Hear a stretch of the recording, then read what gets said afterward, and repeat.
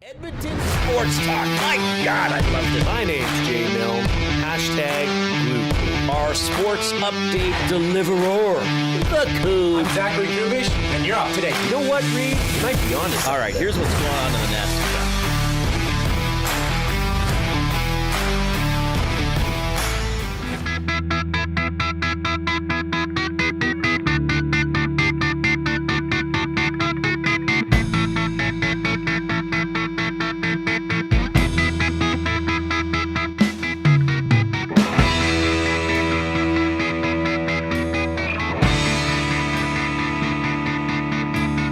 As AC/DC once sang, come on, love me for the money.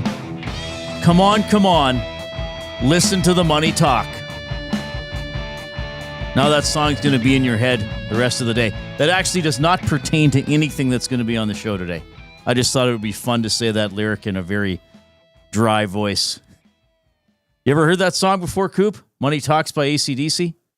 Once or twice, probably. Once or twice. It used to be on the radio a lot.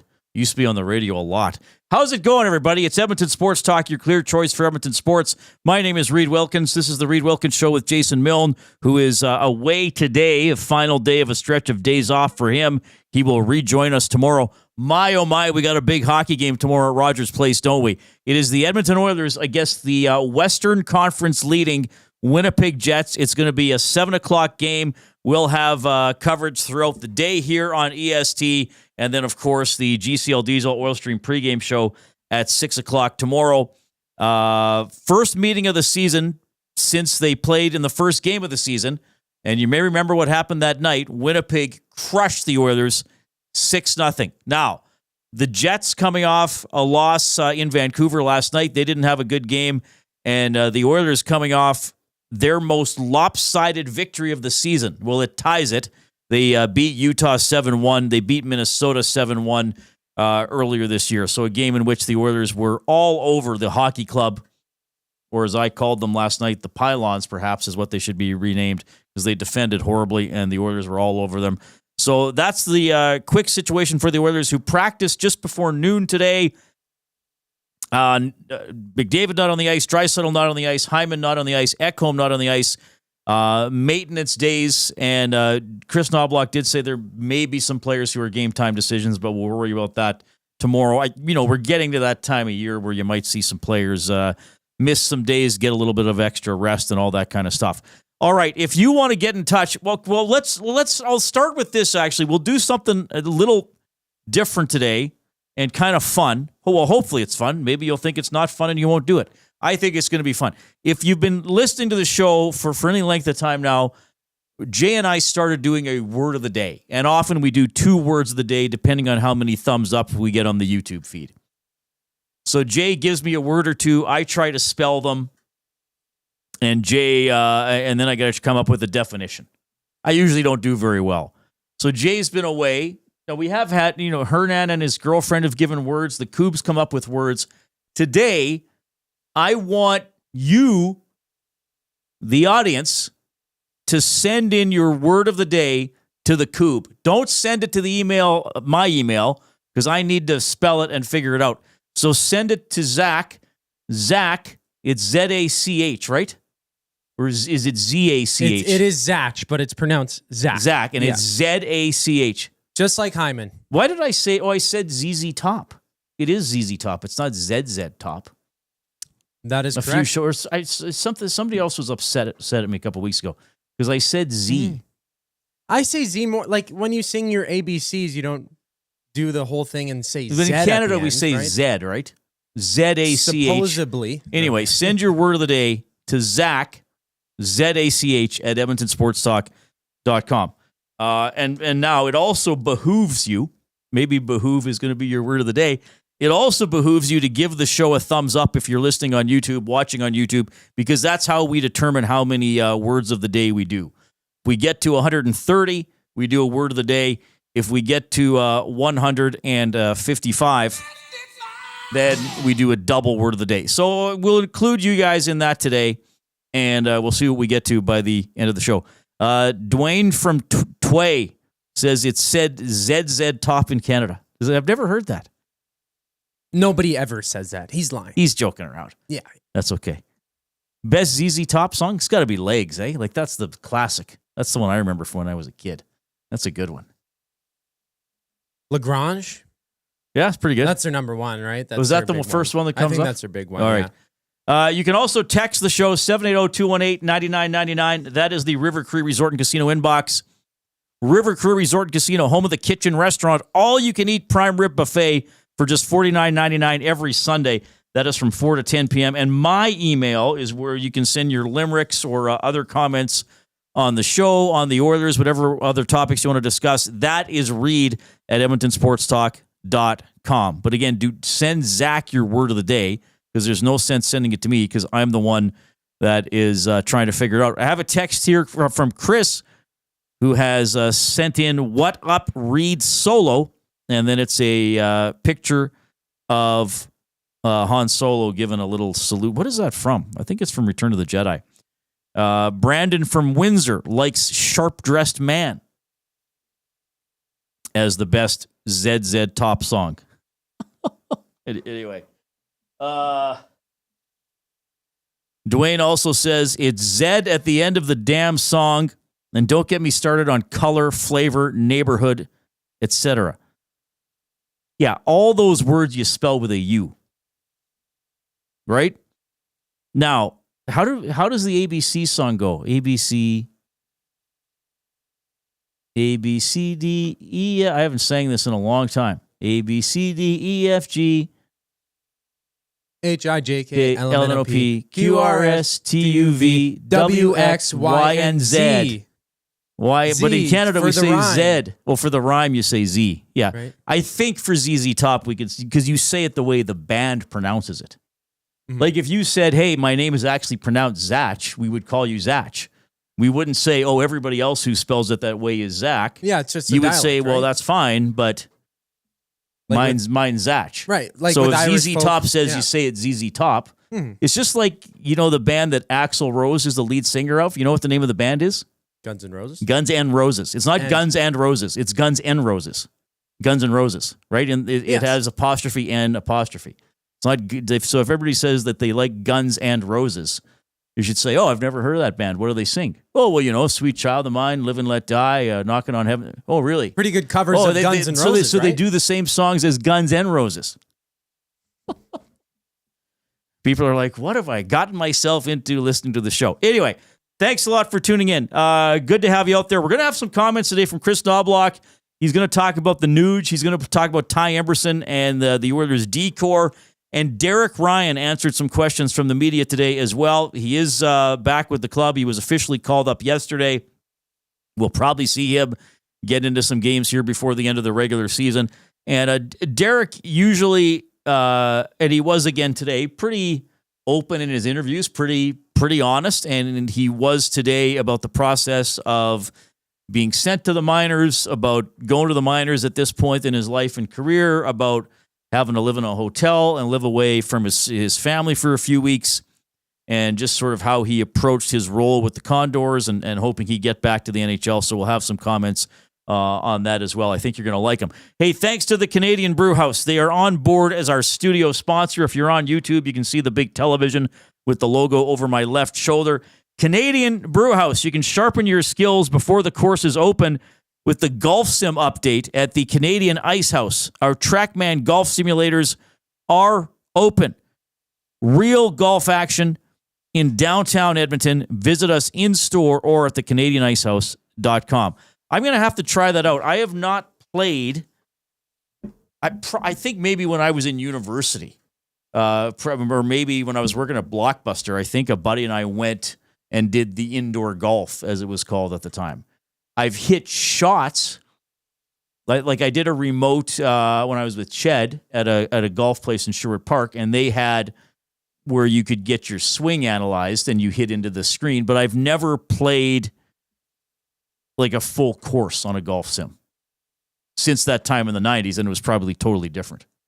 It's quite advanced now. Like I had the chance just to get my ball or my swing kind of analyzed myself, and just earlier this week on Monday morning, I kind of went. Murray kind of hooked me up with one of his buddies to test out my terrible swing. I'm not the greatest golfer, but at the Nasty Bash last year, there was a full course set up, and the way that it is presented is amazing. Like you hit it, they got the wind there and all the elements. It all adds up. They make it as real as possible. It's a simulation, right? Yeah, I have not done one of the modern ones. I'll have to go try that out.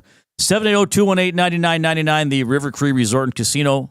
Lacombe Drew says, I'm almost 40, and not once were we taught to sing ABC in school with Z, always Z. Poor Zedak. Well, I got to tell you, Lacombe Drew, I'm much older than 40. And when I was that age, the alphabet only had 20 letters. They hadn't even added in Z and the other ones at the end. So things have changed a lot. All right. What else we're going to do today? And I am really looking forward to this, and I hope you are too, because I always have found I love being a talk show host. I love doing this job. I love interacting with the audience, the nasties as we call them here on Edmonton Sports Talk. But also a lot of times good talk radio is for the audience member. It's almost like you're eavesdropping on a conversation. It's almost like, or you're in the audience and you're just kind of listening to two buddies having a chat. Very comfortable, very easy to listen to, maybe a little bit amusing, all that kind of stuff. And I'm pretty confident we're going to have that for you today between 4 and 5 o'clock. Special guest in studio. I know I teased the last couple of days that someone was coming in. A guy who has been huge in my career, an absolute mentor and somebody I look up to. My former boss at 630 Ched, Syd Smith, is going to be here. So Syd and I are going to talk, and we're going to tell some stories, and we're going to catch up, and we're going to BS. We will talk about the Oilers. We'll talk about covering sports. I mean, he was the original host of Inside Sports when it started on Ched in the late 1990s. So he's just going to come in, and we're going to talk, and I think you're going to enjoy it. And this is also going to lead into our off-topic topic, because until I think a couple of days ago, you might have got back on the weekend, Syd was ice fishing, I believe, in Northern Ontario. Now, this is not something I'm familiar with at all. So I want to ask Syd about ice fishing and what he considers a successful outing and how he got into ice fishing and where else he does it and all these kinds of things. But I want your feedback as well, and I'm going to like this topic because this is something I know virtually nothing about, okay? So I like these ones where I learn a little bit and get introduced to things. The off-topic topic, as always, is presented by William Huff. Since 1952, William Huff has provided industry-leading advertising solutions for thousands of valued clients. Their unparalleled customer service, combined with decades of industry expertise and a desire to make every job the very best it can be, is what they call the William Huff Advantage. Visit their website at williamhuff.com or give them a shout, 780-454-4536. I want to know the best fishing spot in Alberta. Ice fishing or what's the opposite of ice fishing? Just regular fishing. Fishing or ice fishing? Well, Hot fishing? Best fishing spot in Alberta. I want to know where it is and why, and maybe a story about why or something you caught there. And this will be fun for me because I think I've attempted fishing twice in my life, and it was just on a large dugout that my late Uncle Danny had on his farm near New Norway. So that is the off-topic topic. What is the best fishing spot in Alberta and why, or give me a story about it? Do you fish, Coop? Well, I try and fish when I can. I'm not as big as a fisherman as Trev is. He says that's one of his two favorite things, right ahead of reading phone books and skipping rocks out from Pinter Creek. But I was up at the Athabasca River up north in Alberta near the fall kind of last year. And it's just such a wide river, and it's got the rocky kind of beaches to it. You can set up a nice chair and you sit there. It's just a beautiful, beautiful scene out there. So I'd probably pick that for one of the best spots in Alberta. All right. So that's the off-topic topic. Best spot to fish. Well, here's the first one we get in from Shotsky Jerry, who says, Turtle Lake, Saskatchewan, there's no good fishing in Alberta. Shots fired. My goodness. Jay Milne tuning in. Says, real fishermen don't tell their spots. This should be interesting. Oh, I didn't know that. Is this a taboo topic? Have I crossed the line? But, you shouldn't gatekeep, though, right?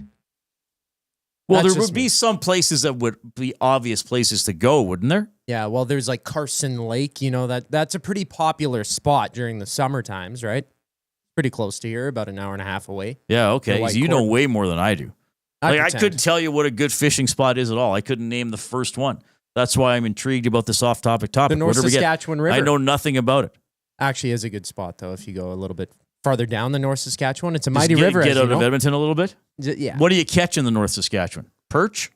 I think you can catch some trout, sucker fish, kind of, there's a lot of those, but you don't want to eat any sucker fish because they eat the stuff right at the bottom of the river. It's just they suck keep it up. The river clean. Yeah. Exactly, yeah. They're suckers for it.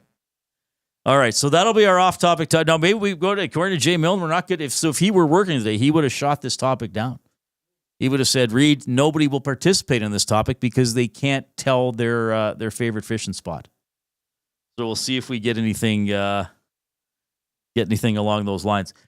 Oilers looked very good last night against the Utah Hockey Club. I've almost called them the Jazz a few times. I still think they should have called that team the Buzz. They would have had the Jazz and the Buzz. Liquid Beaver says 100% taboo to reveal. Holy crap. Waddy and Cloverdale says, Hernan says the best spot to fish is at McDonald's. Is that true, Hernan? Do you like the McFish? What do they call it? The McFillet? What do they call it? The filet of salmon? I don't know. Filet of fish. Oh, is that what they call it? Yeah. Do you like it? Yeah? We had it on the show once. I don't like it too much, but Hernan's a big fan for sure. Bronco Nick says, my wife's family lives at Turtle Lake. The water is clearer than your glasses, Reid. Nobody should go there to fish. Wink, wink.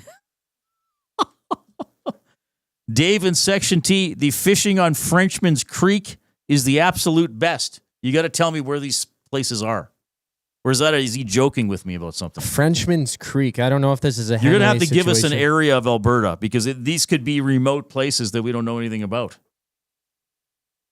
Well, there's a book called Frenchman's Creek, apparently. I got to search up Alberta. It looks like a pretty big lake. Whoa. I'm looking at pictures of this place. Yeah, it definitely looks like a place where you'd be fishing. What part of Alberta? Closer to Lac La Biche. Okay. Just southeast of Lac La Biche. Matt Hyman says there's lots of trolling in the EST chat. Does that count? Fishing? I don't think so. The Doc in the nasty chat. I don't know if we've heard from the Doc on this show before. Says you have a better chance of getting a pro wrestler to admit it's fake than to get a fisherman to reveal the spot of gold. Well, now we got something going on here.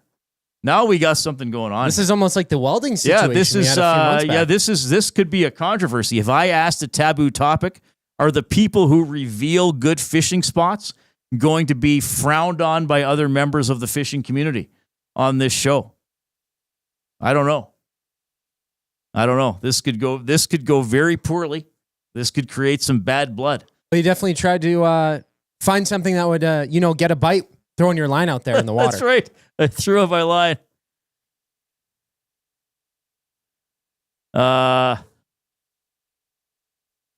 Shanzi says the best place for fishing in Alberta is the North Saskatchewan. Have you ever seen the sturgeon that come out of there? You just have to go more towards Rocky Mountain House. Number 2 would be Slave Lake. I could agree on the North Saskatchewan one. I went fishing like outside of the city, of course, way farther up, and it's very nice. I caught like 9 fish one night. Lacombe Drew says, my wife owns Len Thompson fishing lures. Now, you guys got to, you can have fun with me, but you have to understand, I know nothing about fishing. So you could write almost anything and I would read it. So I understand you may want to make me look foolish, but let's try to keep it mostly on the rails. Okay. My wife owns Len Thompson fishing lures. It's not the best spot for fishing, but coming to Lacombe for the world's largest lure at the Len Thompson Pond is a fun spot. Also, Shotsky is right. Alberta is overfished. Northern Saskatchewan is the place to be. So now it's already turned into a discussion about Alberta being overfished Forget about the best spots. And Bronco Nick says all the lakes in Alberta are understocked, and so that's why no one will give you their secret spots. All right, I've learned a lot already. I've learned that maybe this is a question I shouldn't have asked. And now, well, that doesn't make no regrets though, Hernan. Like if it gets people a little riled up, that's good. Okay, here's the thing: help the show today, everybody. If there's somebody that doesn't listen to the show, but they're a fisherman or they know about fishing, say, hey, this Wilkins idiot doesn't know anything about fishing, and he's trying to get people to talk about fishing. Go educate his dumb ass. All right? Phyllis says Northern Manitoba has great fishing spots, too. Isn't it all polar bears in Northern Manitoba? I thought that... I don't know what goes on there. That's part of the shield, right? I think 90% of the living organisms in Northern Manitoba are polar bears. All right, this will be fun. 780-218-9999, the River Cree Resort Casino inbox. The off-topic topic for William Huff, the best fishing spot. Well, I guess anywhere you fished. It doesn't just have to be Alberta. And is it inappropriate for me to even ask that people should not give this away? I would want to share it. Like if I knew, this place is the best comic shop in the world and no one goes there, I would tell other people interested in comic books, you should go to this shop. And then, well, technically, I guess it's different though, because the comics come in shipments and the fish have to be hatched and grow up. Well, maybe because it is seems to be a taboo question, maybe it could shift to what about fishing should Reid know? That's another thing, people. Educate me on fishing. That could also be, well, Syd's going to do that as well. Syd ice fishes. I don't know if he does other fishing. You can impress him with your fishing knowledge before he comes, right? Well, we'll see about that. Yeah. We'll see about that. All right, email reid@edmontonsportstalk.com. And for the work, I've given people a lot of assignments today. That should be busy. Look, forget about work. Just participate in the show. Email Zach at edmontonsportstalk.com. Zach with an H. And a Z. Yes, H at the end. Z-A-C-H. Email Zach your word of the day that he'll try to stump me with at the end of the show. We got the oil understood coming up for GCL Diesel. Back in a couple minutes.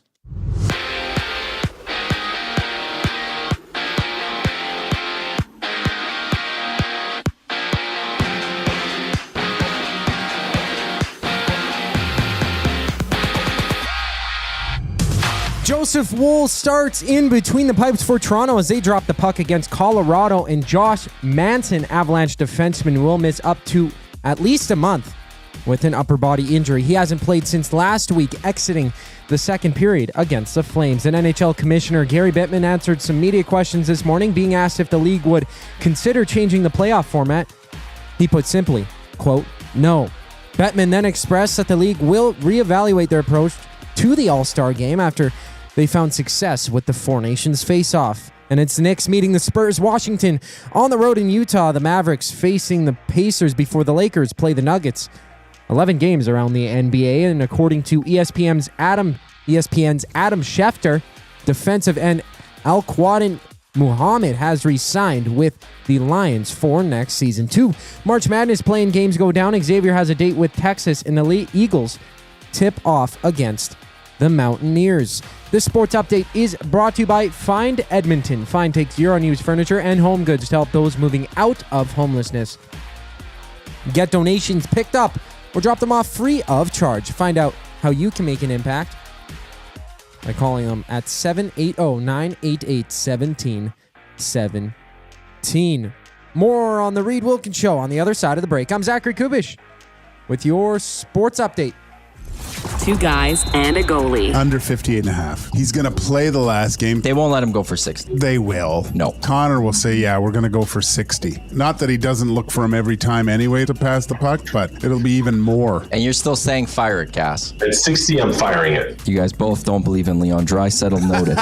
2 guys and a goalie, presented by GS Construction. Tuesday and Thursday afternoons at noon, only on Edmonton Sports Talk. Your clear choice for Edmonton sports.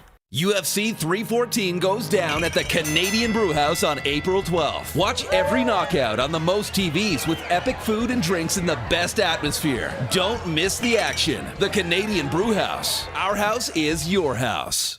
GCL Diesel has been serving oil country since 1972. From diesel cars to SUVs to pickups. From farm tractors to school buses to a big rig. From diesel generators to forklifts, GCL can test, troubleshoot, and repair all diesel fuel system components. Whether it's injectors, pumps, turbos, filters, or additive, GCL has the parts you need to keep your diesel running the way it should. For genuine diesel parts at wholesale prices, visit GCL Diesel in the West End or online at GCLDiesel.com. GCL Diesel. Diesel understood. Hey Edmonton, ready to take advantage of lower rates and better pricing? South Fort Chevrolet in Fort Saskatchewan has you covered. From rugged trucks to sleek SUVs. And with over 40 years in business, you can trust that you're getting the best deal on your new ride. As the proud title sponsor of the Nielsen Show, EST listeners can drive a little to save a lot with South Fort Chevrolet's transparent pricing and down-to-earth sales team. Visit us today in Fort Saskatchewan or online at southfortchev.com. Love is in the air. I love you. And you? And you? And you! Why choose between your beloved items? Sentinel Storage, keeping your treasures safe to be loved again. Try 4 weeks free. Details at sentinelstorage.ca.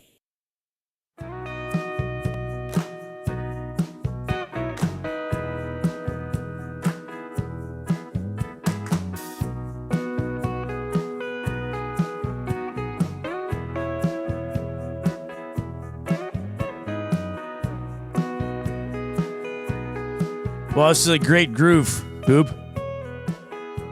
Something I'd listen to while fishing. I guess it wouldn't scare the fish away. I don't know. What kind of music would fish listen to? Blue Oyster Cult? The Northern Pikes? Were they the ones She Ain't Pretty, She Just Looks That Way? I think that was their song. I'm sorry, Coop. Coop gets frustrated with me because I bring up all these things that happened before he was even born. Maybe before his parents were even born. No. All right. 780-218-9999 is how you can send me a text. The River Crew Resort and Casino inbox. Chat with me and more importantly with each other in the Nasty Chat on YouTube. Give us a thumbs up there as well. Remember, our first goal, let's get to 100. We're already on a good pace to do that quite quickly. 130 is word of the day territory and 155 is double word of the day. So don't be a pleasure delayer. Don't wait. Just give us the clicks right away. And how many people have emailed you already? Like at least a half dozen? 100 million people. No, 2 people Several. have emailed me. Oh, We've I thought already you had got more multiple, than that. But multiple word of the day suggestions. Yes, and so some that's of them awesome. are very interesting. So we want to get those word of the day suggestions from you. So give us the thumbs up on YouTube. Click, click, click. Must you click? Please, please click. Must you click? You must click. Thumb, thumb, thumb. Mex Bezozu says, the type of music I listen to when I fish, something catchy. Oh, we got some clever people out there. That's very good. We're going to get to the oil understood for GCL Diesel in a couple of minutes. You're going to hear from Derek Ryan. You're going to hear from Chris Knobloch as well. You may have heard Coop talking about some of the Gary Bettman comments in his sports update. The playoff format, Bettman has said no change, and he's been pretty adamant on this over the years, ever since we've gone to this top 3 in each division and then 2 wildcard teams from each conference, because it often comes up, is it better to go back to just 1 through 8? So if the top two, so for example, this year, Winnipeg and Dallas could be the top 2 teams in the Western Conference, but they could play each other in the second round, right? Because of the way the division format would work. But Bettman seems to like this. He seems to like it with the way the wild card works. I don't mind it. It's tough to win the Stanley Cup. You got to beat a lot of good teams along the way. I've often wondered, and maybe this won't happen until they expand to 36 teams, and they will expand to 36 teams, everybody. I don't know if it's going to be within a decade. Probably, well, maybe it will be. Probably within 15 years, I would think, the NHL will be up to 36 teams. I wonder, and Bettman's not going to be the commissioner forever either. I mean, he's talked about stepping aside within the next couple of years. I wonder if they're going to expand to have 10 playoff teams in each conference and have a play-in round with seeds 7 through 10. something along the lines of what the NBA does right now, right? I mean, the NBA kind of does that page playoff format from curling, where 7 plays 8. That team gets the 7th seed. The loser plays the winner of 9 against 10, and the winner of that game gets the 8th seed. I could see the NHL doing something like that, or just saying there's going to be little best of 3 series to play in for spots 7 and 8. I can see that happening. I think right now they like the emphasis on conference play and the emphasis on division play. Some of the rivalries, like Edmonton and Calgary, for example, or even Edmonton and Vancouver, are a little more likely to happen if you stick with this format. So I think that's why Bettman says, I don't want to change it. Let's face it, the best playoff format, let me start even further back. If you want me to dream about something that'll never happen, the best season format is you play every other team in the league twice. So you play 62 games. That would be the season. Be long enough. Play every team twice, once home and once away, and then you have the standings 1 through 32, and the top 16 make the playoffs, and 1 plays 16 and 2 plays 15, on and on we go. Now, this wouldn't necessarily be fair for travel in the postseason and all that kind of stuff, but that is just the best format for a competitive balance. But again, I don't think they're ever going to do that. Bettman does not have the motivation to change the playoff format. How about next year? There is going to be an All-Star weekend before the Olympics. So they'll do the All-Star weekend. The New York Islanders are hosting it, and then the players in the Olympics will go right off to the Olympics. So they're considering what the format is going to be for the All-Star game. So what have we had recently? We've had the 3-on-3 with each division represented. They can divide this up however they want. Jay and I were joking a few weeks ago that for the Four Nations face-off, they could have alphabetical teams or right shots against left shots or things like that. I would guess they'll stay away from an international format since the Olympics are coming up right after. And if they want to keep it to 4 teams, I guess they could do something like Canada, United States, and Sweden, Finland together, and the rest of Europe. I don't know what they're going to do. This is going to be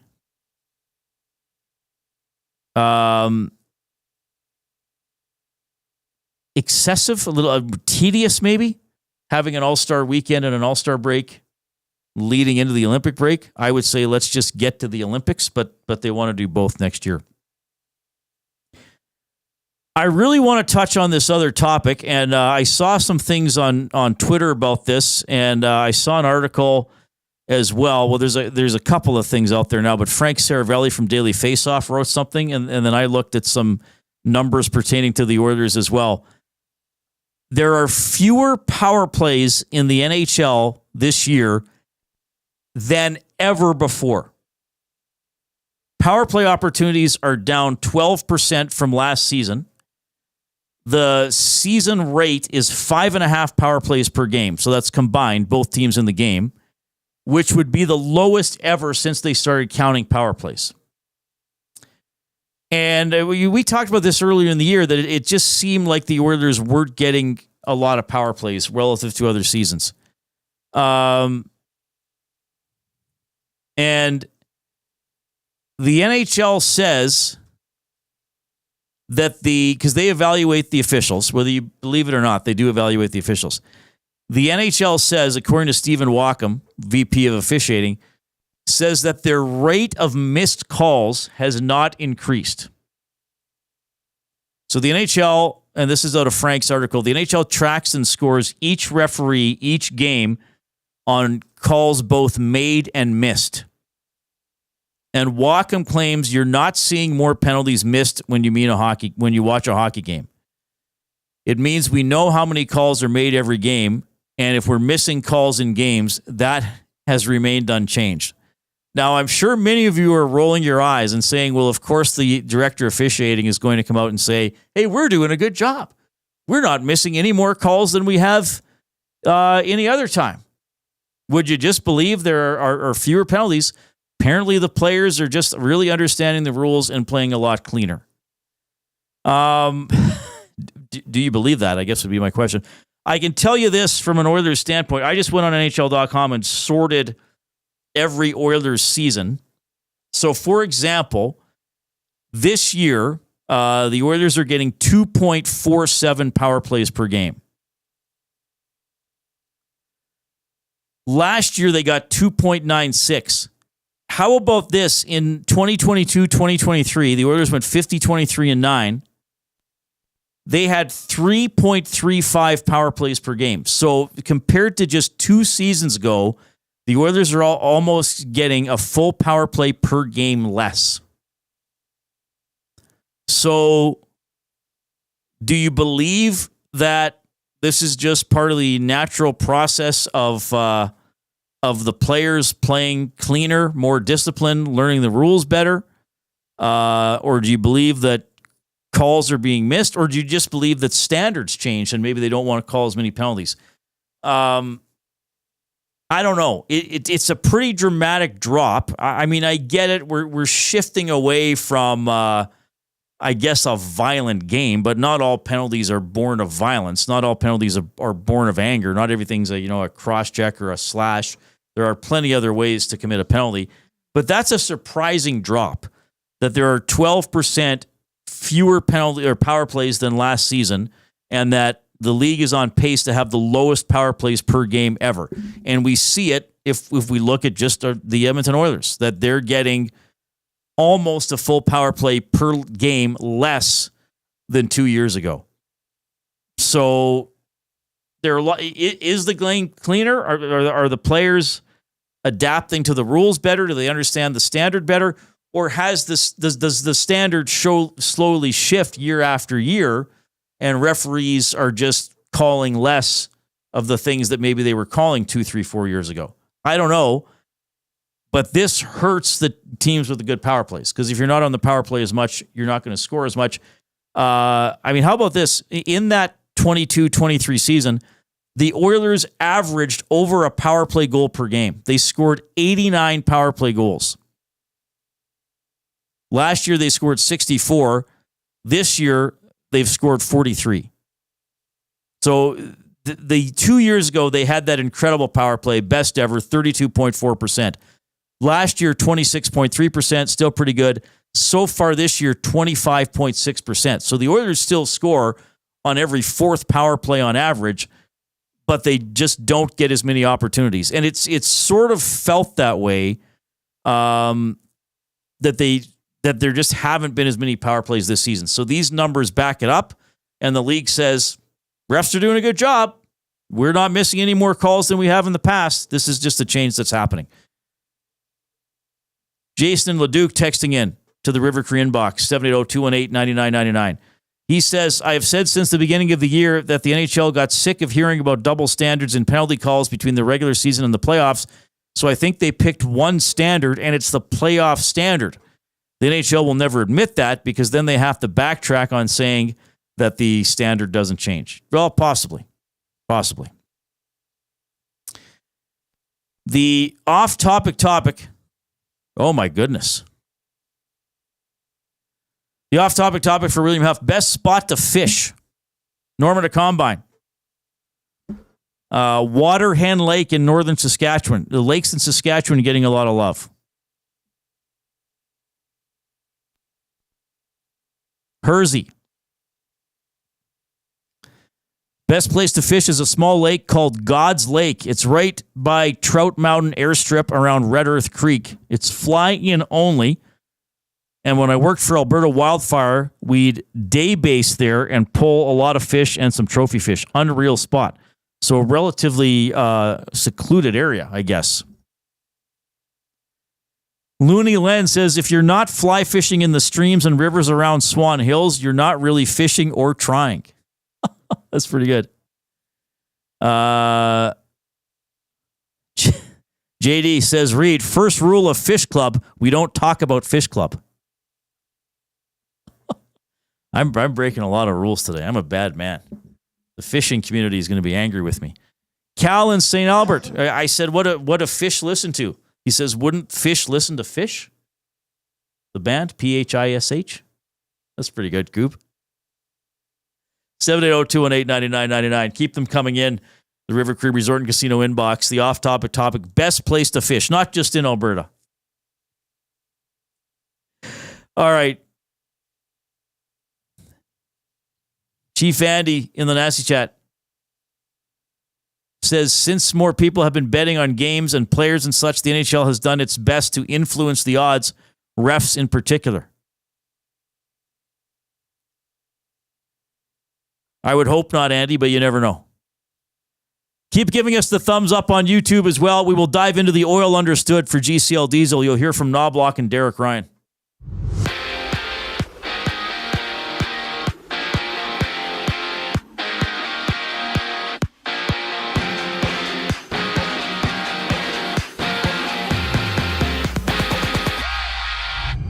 Just 2 games in the NHL. Joseph Woll starting for the Leafs as they take on the Avalanche before Seattle meet Minnesota. And Colorado's Josh Manson is out 3 to 4 weeks with an upper body injury. He's been out since exiting last week's game in the second period against the Flames. And the NHL had a general managers meeting this morning with Commissioner Gary Bettman addressing the media.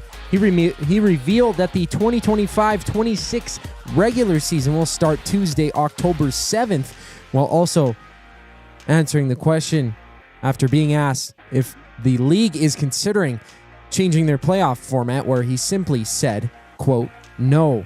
3 WHL games on tap. Rebels drop the puck against the Hitmen. The Rockets challenge the Royals, and the Wheat Kings battle the Blades. NBA action sees Oklahoma hosting Philly, Mavericks tipping off against the Pacers, Chicago hitting the road in Phoenix, and the Nuggets matching up with the Lakers. 11 games around the league. NCAA play-in action continues. The Longhorns have the Musketeers, while the Mountaineers face the Eagles. This sports update is brought to you by Clover Bar Feeds. Clover Bar Feeds has all the animal feed you'll need. Get top-notch service and selection from their family-owned business. Visit Clover Bar Feeds at 200 Portage Close in Sherwood Park, or call them at 780-467-5014. The oil understood for GCL Diesel brings us back on the other side of the break. I'm Zachary Kubish, keeping you up to date. Get your fix every single game with the GCL Diesel Oil Stream pregame and postgame shows with Tom Gazzola and Hernan Salas. Whether it's breaking down the starting lineup, predicting key matchups, or diving deep into the game's biggest moments, Tom and Hernan are here to give you the best insight and analysis in the city. After the final horn, get the breakdown of every key moment, performance, and player reactions. It's your one-stop shop for all things game day. Catch the GCL Diesel Oil Stream pregame and postgame shows with Tom Gazzola and Hernan Salas, only on Edmonton Sports Talk, your clear choice for Edmonton sports. Gallo LLP is an Alberta-based accounting firm with expert chartered professional accountants in both our Edmonton and Sherwood Park accounting firms. Our experienced and innovative accountants provide financial advice that saves our clients money. Simply put, we help our clients protect their assets and grow their businesses. At Gallo LLP, they go beyond the numbers to ensure the continued success of your business. Reach out to Preet or John to discuss how they can help your business grow. Visit gallollp.ca today and see how they can help you take your business to the next level. Do you have pets? Horses? Chickens? Did the place you used to get your feed recently close down? Have no fear. Clover Bar Feeds is here. Whether it's dogs, cats, horses, or chickens, Clover Bar Feeds has you covered. Offering a large variety of food and feed, you can trust the experts at Clover Bar Feeds. They've been family owned and operated for over 60 years. This means you can expect nothing less than top-notch service and selection. Come visit them at 200 Portage Close in Sherwood Park, or visit them online at cloverbarfeeds.com. Looking for quality building materials and friendly advice? Visit us at Windsor Plywood Leduc, family owned and locally run since 1993. From interior materials for doors, flooring, baseboards, and all the finishing touches to all you need for your outdoor projects like cedar lumber for decks and fences, plus all the plywood you'd need. Our full-time on-staff carpenter can help with anything odd-sized or custom, and from domestic hardwoods to exotic selections, we've got you covered. And if we don't have it, we'll track it down for you. Windsor Plywood Leduc. We're the experts you need to know.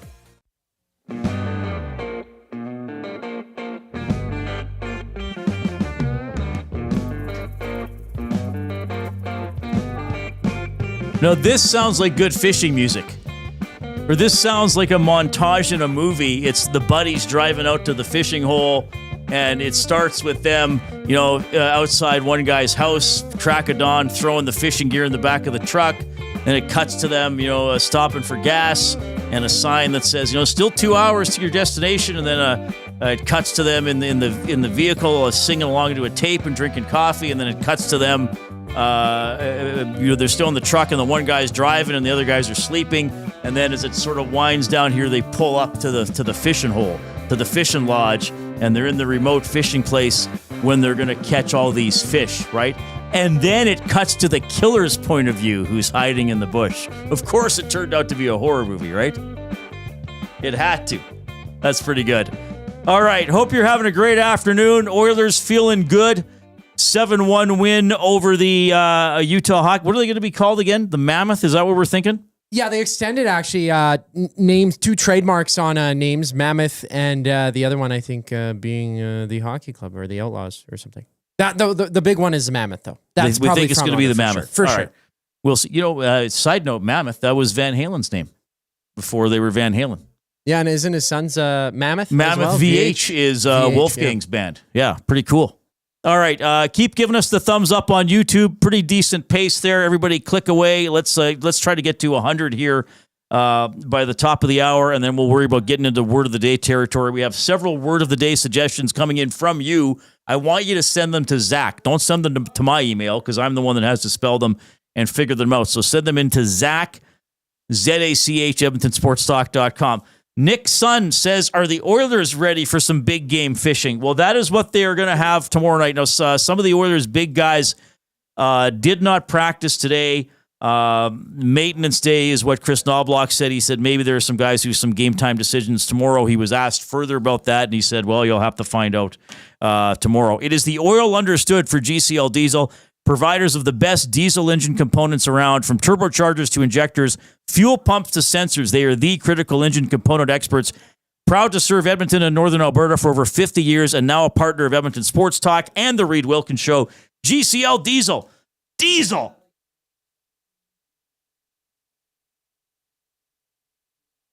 Understood. All right. So, first of all, Ryan Nugent-Hopkins, great little burst here for him. 3-point game against the Rangers. They come home. He scores shorthanded, has another 3-point game. Chris Knobloch here was asked about Nuge's form recently.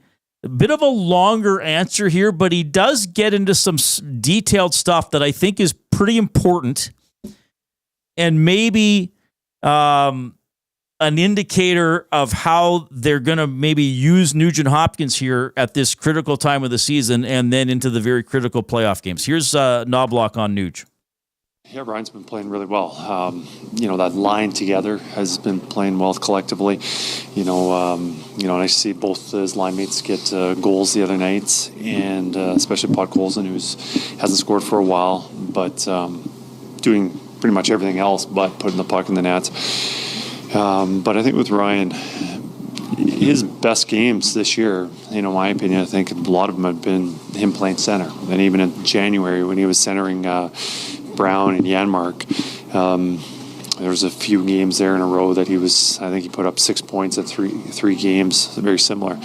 But, as a center, or let's say you're traditionally center, and putting on the left wing, you just don't have the same flow. You stop starting, and so anytime you're maybe not feeling as confident as you usually do, when you get to play middle, you're always moving. You're in motion. The puck, you touch it probably twice as much as if you're on the wall, and when you do touch it, you're moving, and you've got a little bit of space rather than having a defenseman down on you, not moving. It's tougher. So you talk to Kapanen, he's felt the same thing. He never played center. He played center for us. He's said how much he likes that just because of how you're into the game. All right. So over the years, as we've gone deeper into Nuge's career, and Draisaitl and McDavid have become more and more excellent, if that's the correct grammatical term, Ryan Nugent-Hopkins has become more of a winger. Seen, at least to me anyway, tell me if I'm wrong, but I think the perspective of all of us who watch the Oilers daily, every game, is that, okay, Nuge is really a winger now. He's never been a great face-off guy. They have McDavid, they have Draisaitl. If McDavid and Draisaitl aren't on the same line, they both appear to enjoy playing with Ryan Nugent-Hopkins. They compliment Nuge for his offensive ability, for all the little things that he does, for his defensive responsibility. And he's become, I don't think he's just seen this way. I think he's become, a very important complementary piece. A guy that doesn't have any massive weaknesses in his game that the star players enjoy having on their line. I think that would be a summary of the Nuge we've seen of the last 4 or 5 years, for sure. Now we see him play a couple of games at center, and we see him get a ton of points in 2 games, but Knobloch also referenced games earlier in the season.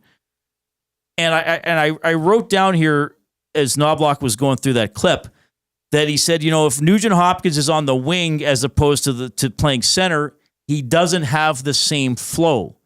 He doesn't get the puck when his feet are moving. He has to worry about being stationary and getting the puck along the wall and maybe being hit or having to chip the puck out instead of handling it, things like that. And what is, at least in my mind, a common criticism of Nugent-Hopkins, and I'll say it's one that I have levied, is that he's a very good player, but he goes through stretches where he's not very productive, where you don't notice him that much. Plus, as like the previous 15 or 16 games before these last 2, when he's put up 6 points, there's this sort of feeling, at least I think that I have, and maybe some of you have, maybe a lot of you have, that, hey, we love the Nuge. He's like very good, but he's just not dynamic. And a lot of times when the Oilers are struggling, as they were before these previous 3 games, Nugent-Hopkins has become a player who often gets fingers pointed at him saying, darn it, Nuge, like, you got to step up here. You got to do more for us here. Like, the team needs you. We can't just have you waiting for 97 and 29. We can't just have you helping all the time. Sometimes you got to be the catalyst. So what I'm hearing there from Knobloch is that Knobloch is saying Nuge at center has made Nugent-Hopkins, now at least recently, we'll see if he can keep doing it, and a big test against Winnipeg tomorrow if he's playing down the middle. But to me, he's saying, all right, I put Nugent-Hopkins at center, and now just the nature of playing that position means Nugent-Hopkins has to do these dynamic things. Move around a little more, explore different areas of the ice, get the puck when he's in motion as opposed to getting it stationary. So I think that that's really important what Knobloch said there. Because to me, in my mind, over the last, again, 3, 4, 5 years, look, we did see Nugent-Hopkins have a 100-point season on a great power play and primarily as a winger for Connor McDavid. But now I'm wondering, that is the default of, Nuge is eventually going to go back to the wing. Like, eventually they'll have to put together a top 6 and Nuge has to be Leon or Connor's winger. Is Knobloch now saying, hold the phone here, everybody? That's not the default anymore. Is he now saying, I want Nuge at center because Nuge is now playing better at center than maybe Knobloch thinks at any other point in his career? We'll see. It's a couple of games. Last night's game was against a team that, quite frankly, didn't play very well, though you still got to go out there and get the points. But that really struck me, not just that Knobloch gave an answer about Nuge playing well, but he really dove into it. And I guess that's kind of what I listen for. Of course, I listen for the content of the answer, but I also listen to what is the coach in this case offering that he wasn't specifically asked about. And if he gives us something like that, then I start thinking, he's spent a lot of time thinking about this. He was basically just said, hey, good burst here for Ryan Nugent-Hopkins, 6 points in 2 games. Why do you think he's playing so well? Knobloch could have given a 15 to 20 second response saying, well, Nugent-Hopkins is a good offensive player. He's proven that in the past. He had a bit of a quiet stretch. We knew he was going to break out of it, and he's done that. That could have been the answer. And that would have been a perfectly understandable and acceptable answer. And he kind of said that, but then he says, we have him playing center, and he's done a good job with his wingers, and he's getting the puck while he's moving, and he's moving his feet. And basically, like I said, he's playing a little bit more of a dynamic game, which, again, has been a criticism of Nuge over the years, where you're kind of like, well, yeah, like he's good, but they need more. Is Knobloch saying he's now at a time where he can play center and get more out of him? I just think this is something to watch because of Nugent-Hopkins' performance and because of how Knobloch answered that question. Like, he could have said, yeah, we wanted to try him at center, but, McDavid likes him on the wing and he'll be back there, and I'm not going to keep Jeff Skinner up there because I never keep Jeff Skinner anywhere, all that kind of stuff. He could have said all that. He didn't. And you guys can tell me if, like, whoa, Reid, like, hold the phone, buddy. But I think there's something to that. I really do. I really do think there's something to that. So we'll see how they line up tomorrow against the Jets if Nuge is down the middle and if he keeps playing as well as he has the last couple of games. Also, Chris Knobloch, this is a very informative answer as well. Ty Emberson wound up being scratched yesterday. We thought he was going to play. Stetcher came in, so Knobloch was asked about Ty Emberson and the Oilers' current defense corps. I think it's clear who our top five are, who are guys who aren't going to be in and out of the lineup, and then you've got a bunch of right-handed defensemen.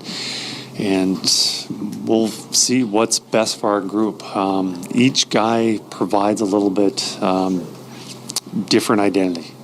Strengths to our team, and I guess it's important to find out what strengths we want or which ones we value the most, and whether it's a guy who kills a little bit more, maybe a little more offense, puck mover, maybe it's a guy that does a little bit of everything. I think all three of those guys are they all shoot right, but they play a different game and they bring something that's different. And with Ty, it's been playing really well, especially on the penalty kill, and where he fits in going forward. We chose Stetcher the other night. Stetcher's been playing really well. It is difficult for him to take him out of the lineup for what he's done in the last few games. So, but we don't want to just go with one guy and just say this is our lineup going for the rest of the season. That those guys will have opportunities to play. Okay, so probably some internal competition. Klingberg's been battling through something here. I don't know if he's going to play a ton. I'm not overly optimistic about Klingberg being a high-end contributor to the Oilers' defense corps. But I guess if I'm listening to what Knobloch is saying there, and as we know, they have their top five. They have Ekholm and Bouchard. They have Nurse, Wallman, and Kulak in whatever combination they want to deploy them. Seems like there's competition for number 6, which can only be healthy. I think there's more of an upside with Emberson and Stetcher because he defends better. Stetcher certainly gives you everything he has. I would, even though Emberson's younger, I think I would trust him more in a playoff series. Klingberg, I hate to sound overly negative. My expectations for Klingberg are very limited because I think when he has played, his puck skills are fine. He doesn't seem to move that well. And I wonder if he would be challenged in a physical up-tempo playoff series. Now, there's still some time maybe for him to get into some games. But I think what Knobloch is saying there, we got some competition for number 6. It seems like he's got his top 5, but he's not picking his 6. He's going to leave that 6 spot open and roll from there. All right, 780-218-9999 is how you text the River Cree Resort and Casino inbox. Old Skill Nasty says, I can't think of a clever, funny answer. This is for the off-topic topic for William Huff, the best place to fish. And then Old School Nasty says, so the nerd in me will have to give an actual answer. Based on everything I've heard, the answer is Great Slave Lake in the Northwest Territories. But for variety, probably Ontario. Fishing has become an obsession for me, so I'm limiting my nerding out. Look, everybody. If there's a show you don't have to limit your nerding out on, it's this one.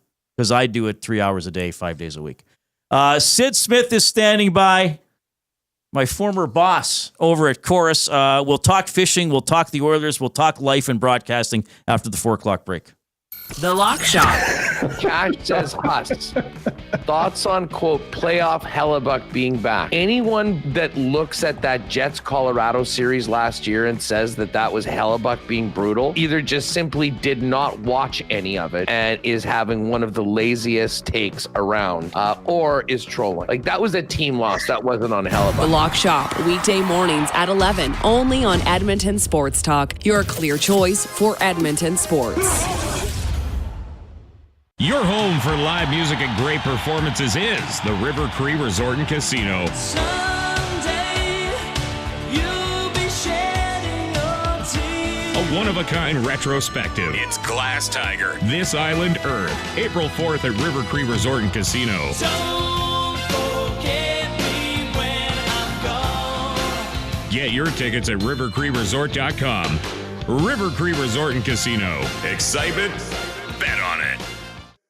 You've heard the name, but what does it mean? For over 66 years, William Huff Advertising has supplied signage from screen printing to digital to LED with design, production, and install in-house. It's a one-stop shop for all your signage needs. Edmonton owned and operated, William Huff has been trusted by the biggest companies and teams in the City of Champions and many others across the country to do the job. If you're looking for a way to get the word out about your company or event, they are the answer. Go to www.williamhuff.com. Their results speak for themselves. Play more tables and games. Play more tables and games. Make the most of your bad game. Oh, you want to, you need to, you know just what you gotta do. It's time to add some fun to your life.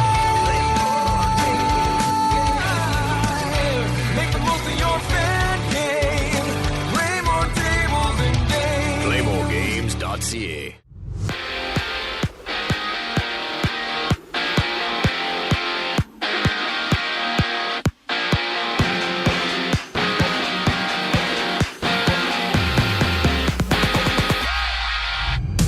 After exiting last week's game against the Flames in the second period, Josh Manson of the Avalanche has been ruled out for another 3 to 4 weeks with an upper body injury. And Colorado has puck drop tonight against Toronto before the Wild battle the Kraken, seeing just 2 games in the NHL. Gary Bettman, the league's commissioner, addressed the media this morning, saying that the NHL is, quote, reevaluating how they want to do things in regards to the All-Star game, saying that the Four Nations face-off, quote, raised the bar. Bettman also announced that the opening day for regular season is October 7th for next year. On the court, there's 11 games. Detroit takes on Miami. Houston hits the court in Orlando. The Grizzlies and Trailblazers go at it before Sacramento hosts Cleveland. In college, the Mountaineers got the Eagles, while the Longhorns duke it out with the Musketeers for March Madness play-ins. I'm Zachary Kubish. That was your sports update. The second hour of the Reid Wilkins Show starts right now.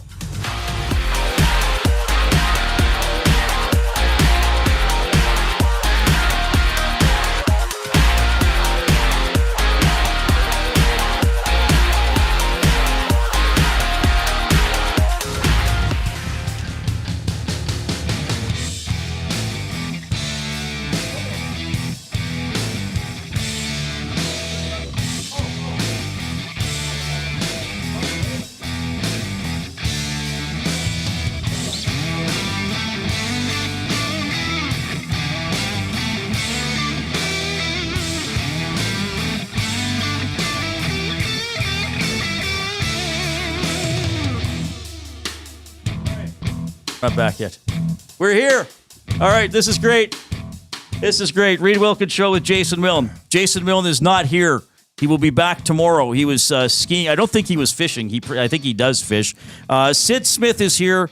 If you're an Edmonton sports fan, sports consumer, you know Syd. I know Syd very well. He was my boss at Ched for several years. He was the one that said, hey, you're doing inside sports on the Oilers, and go see what you can do. I kind of did stuff. How are you doing, buddy? I'm good, and you were very reluctant. I'm terrible at remembering timelines, but I do remember that you worked for us, and then you didn't work for us. Oh yeah, that's right. I was trying to convince you that you should work for us again, and you were trying to convince me that no, you were good where you were. And I really didn't have a leg to stand on other than, come on, it's radio, it's show business, it'll be fun. Yeah. I know we can only pay you a third of what you're making, but just Well, think of the possibilities, Reid. It turned out pretty well. When I left Ched, I was one of the original people hired for iNews 880. Yes. And then, I left after 3 or 4 months and went to City TV because they'd offered me a job before and then circled back with another offer. And then, I came back to do news. And I think it was Brent Pusharenko bigger in bringing me back to Ched. And then Oilers Now came over from 1260, and Stoff said, well, the only person I know there is Reid because he volunteered in the late 90s at CJSARC and he produced my show. And then you or Primo said, well, okay, go ahead. Yeah. And the rest is history. Yeah. Yeah. You had a pretty good run. I'll say that. And I'm still running. Just a different spot. Yeah. Thanks for coming to Edmonton Sports. It's your first time here, right? It is, and it was a nice green room. I had a couple of beer, a shot of birdie juice, and I filled my tumbler with whiskey, but the bottle was signed and unopened, so I hope it's okay that it's now half empty. Joaquin Gage will be calling you tomorrow. Is that who it was signed by? I don't even know that we had Chris Pronger. It's Chris Pronger. Whiskey. Oh, no. We have multiple bottles of whiskey out there, as you probably noticed. It's a pretty interesting vibe out there. I always think if you ever drive across Canada and you come to Dryden, Ontario, little lumber town in the middle of nowhere, and I always think about Sean Pronger when I'm driving through there. Because Sean Pronger, you think Dryden, Ontario, middle of nowhere, it is literally like hours and hours if you were trying to get a junior scout to come and watch you play. Right. Sean Pronger makes it to the OHL, makes it to the NHL. And when you get to Dryden, it says, welcome to Dryden, home of Chris Pronger. There is no mention of his brother, none whatsoever. But still, how many Hart trophies did Chris win, Sid? You would think. Like that is a pull yourself up by the bootstraps kind of story for a young guy from Dryden, Ontario, but his brother happens to be a Hall of Famer, so he gets no credit. Just list everybody who's ever done anything in the town, not just Chris. That's what most small towns do. That would be true. Or there's Evansburg, we have a Grouch. I think they still have the Grouch on the sign. I was never the Grouch. People used to joke my dad was the Grouch because he was the principal of the high school. All right, thanks for coming in. We got a lot. It's always great catching up with you. But our off-topic topic today for William Huff. Now, you know me. I'm not outdoorsy in terms of fishing, hunting, camping, anything like that. So I said the off-topic topic, because Syd's coming in and Syd was ice fishing, is what's the best fishing spot? And about 3/4 of the answers have basically been, Reid, how dare you ask that? So is that a taboo question? Well, it's only taboo if you're asking someone, where did you go to get those beautiful fish that you just showed me the pictures of? Because some people have secret spots and they don't want it to be overrun with the riffraff. Oh. And all of a sudden you fish it out and there's no good fishing left for the people who discovered that spot in the first place. So I'm like that when, I do a lot of creek fishing in Northern Ontario when we're there. And my kids will still laugh at me because there's one creek. I think there's only one other living person that knows how to get into this beaver dam. And so there's this old bush road, and I will park like 200 yards past where there used to be a trail. And now you can't find it. And then you got to get in the bush and then walk back because I don't want anybody to see footprints on the road. Oh, jeez. Because it's a beaver dam and it could easily get fished out. So I know where people are coming from when they say that. Okay, so you would never give away that spot. I would give away, you know what, if it's a stocked lake, if they're stocking trout and the whole purpose is just they're going to put more fish in next year anyway, right. No problem. Okay. But if it's a creek, if it's a little pond or a lake that's got natural trout in it or something, I could see where people would be a little bit reluctant to give that up. See, and that's the thing. This is one of those things that I wouldn't have even thought of that difference. Because, I mean, you know what I'm like. Like, I'll throw something out on the air where you're like, holy crap, Reid knows not. Like, he's not. Sometimes it's like, oh, yeah, Reid was at Oilers practice. He saw the lines or how I was breaking down every word in Oblong. And then I'm either the other way where it's like, I literally just found this word in a dictionary 10 minutes ago, everybody. Tell me about it. So, Okay, so I get that. So I get that why some people might say don't ask for the best spots. So you were just ice fishing. Yes. Okay, so where can you say where this was? Yes, it was. Well, it's probably not going to mean much to a lot of people. So it's northeastern Ontario. It's closer to Quebec.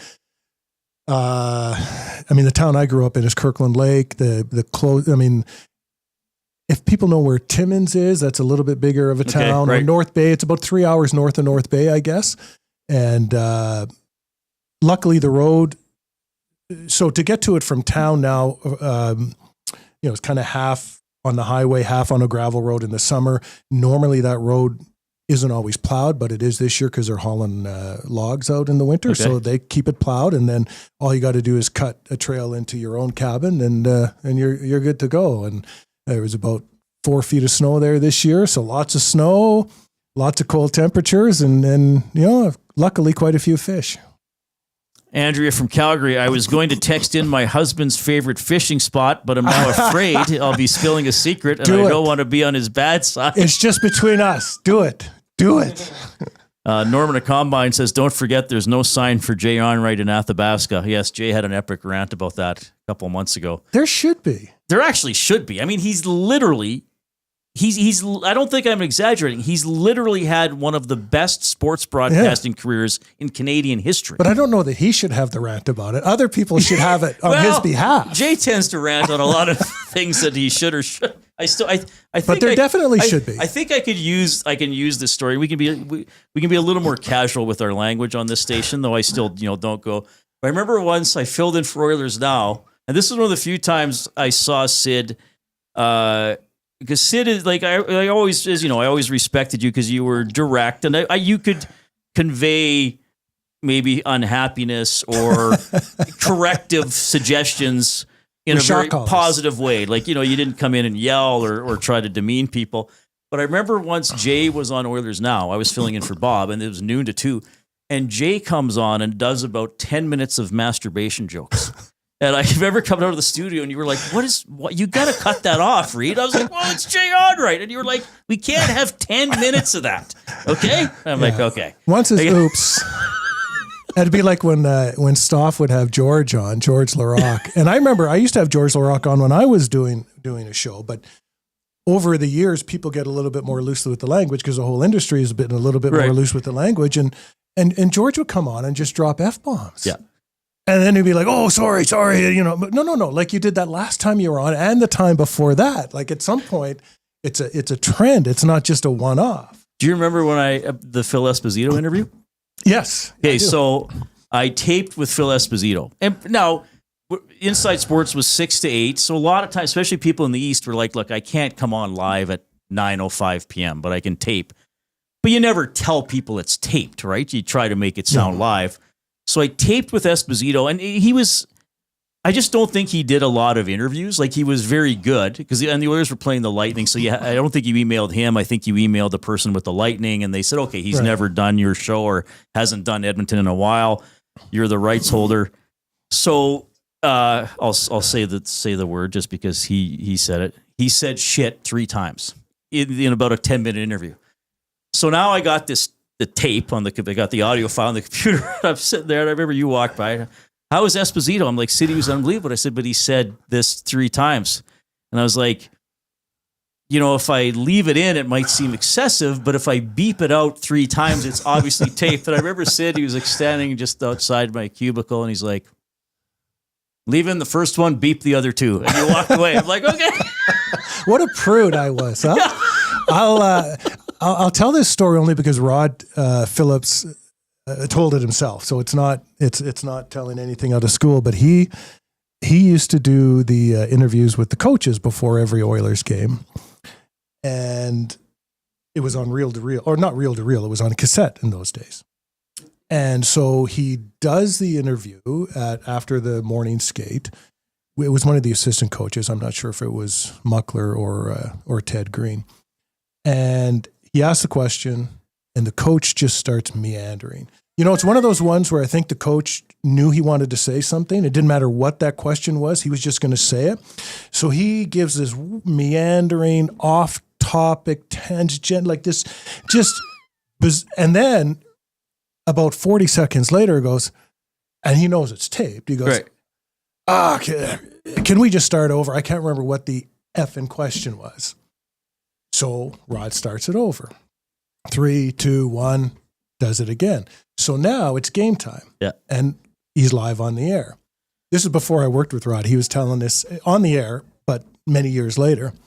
And so he plays it coming out of a break. Hey, Rod Phillips back at, Maple Leaf Gardens, and I'm with assistant coach so-and-so. Asked the question, and this guy, he starts meandering.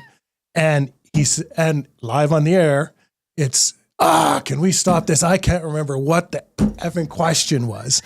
And so Rod panics, as you would. Fast forward till there's a little bit of break, 3, 2, 1. But he was so panicked, he hit rewind. It played twice.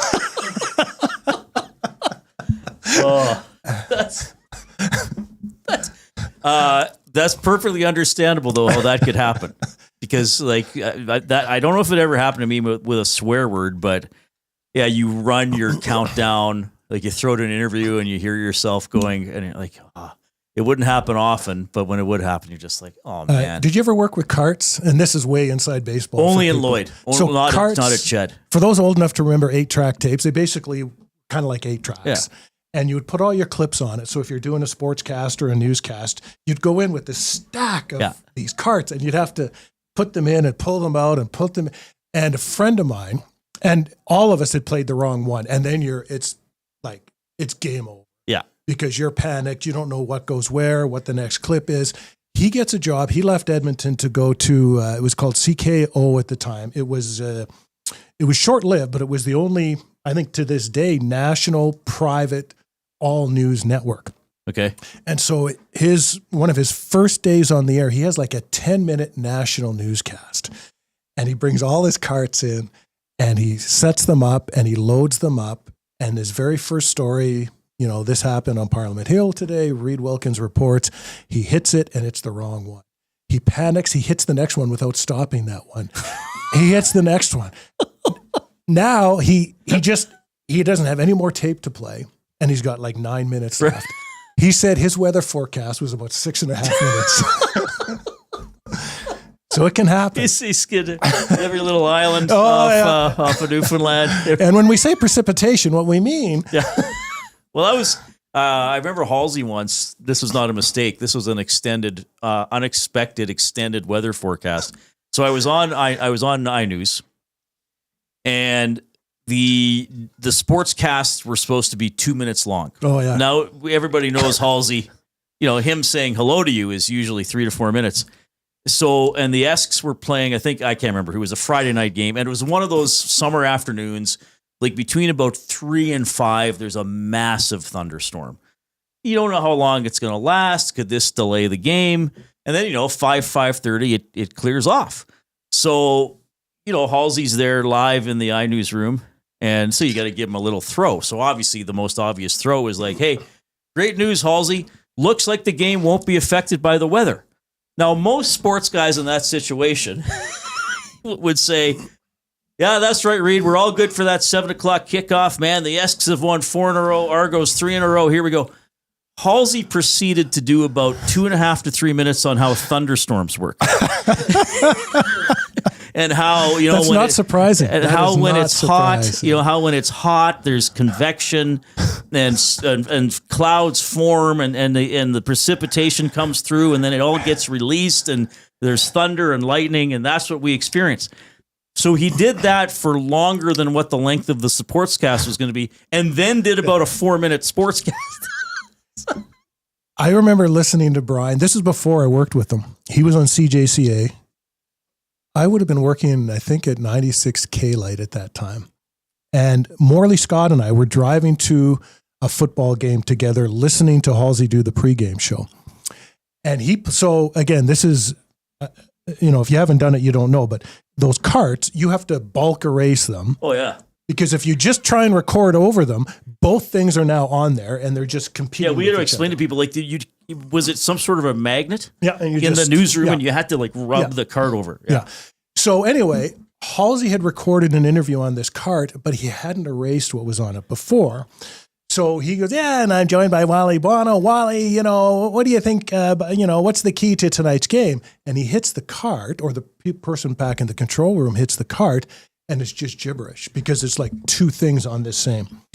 And it goes for 30 seconds, and he stops it, and he proceeds to explain to people about the weather, because it was drizzling. And when it's drizzling and the humidity, and it gets into the electronics. And so because he didn't erase the cart, he's blaming the screw up on air to the fact that there's really high humidity in Edmonton. And you know what? That's amazing. 90%, if not more, people will go, oh, yeah, that humidity, that's a bummer. Yeah. That gets into the electronics. Or they're thinking what are you going to do? Yeah, I thought my oven seemed a little off today. It took longer to get to 350 to heat up the chicken fingers. Yeah, you're right, Halsey. Syd Smith is here. We didn't even, okay, as you know, this show and me meander sometimes. Because now we're getting questions like, where does Syd actually catch? So we got to finish the ice fishing angle. Then we'll get into some Oilers stuff. And we'll talk a little bit about some broadcasting trends that Syd and I have experienced through our firsthand experience and observations, maybe over the last decade or so. If you want to send a text, you're using the River Cree Resort and Casino inbox, 780-218-9999. River Cree Resort and Casino, home of Tap 25 restaurant, where the entire menu is 50% off 7 days a week from 2 to 5 p.m. Here comes the Coop.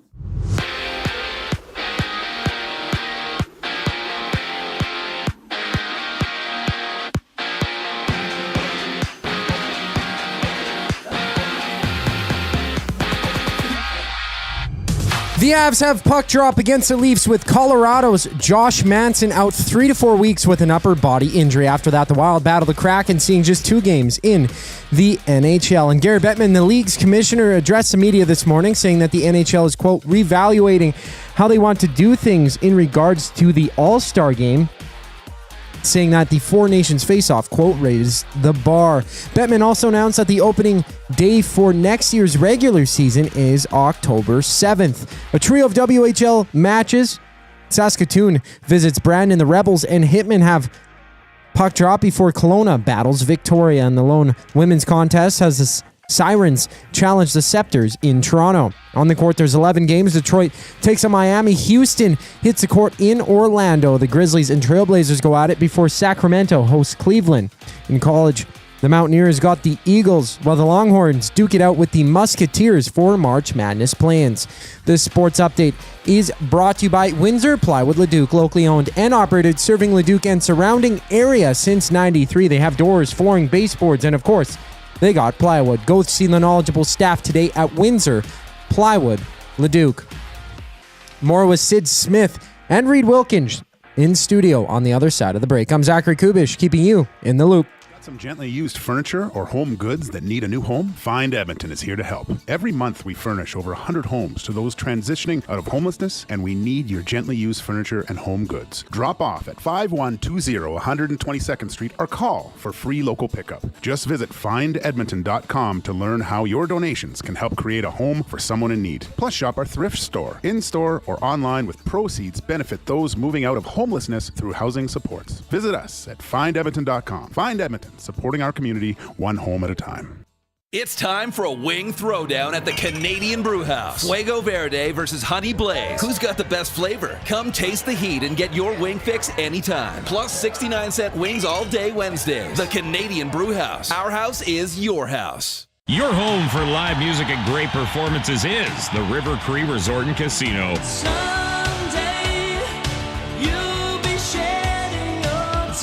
A one-of-a-kind retrospective. It's Glass Tiger, This Island Earth, April 4th at River Cree Resort and Casino. Don't forget me when I'm gone. Get your tickets at rivercreeresort.com.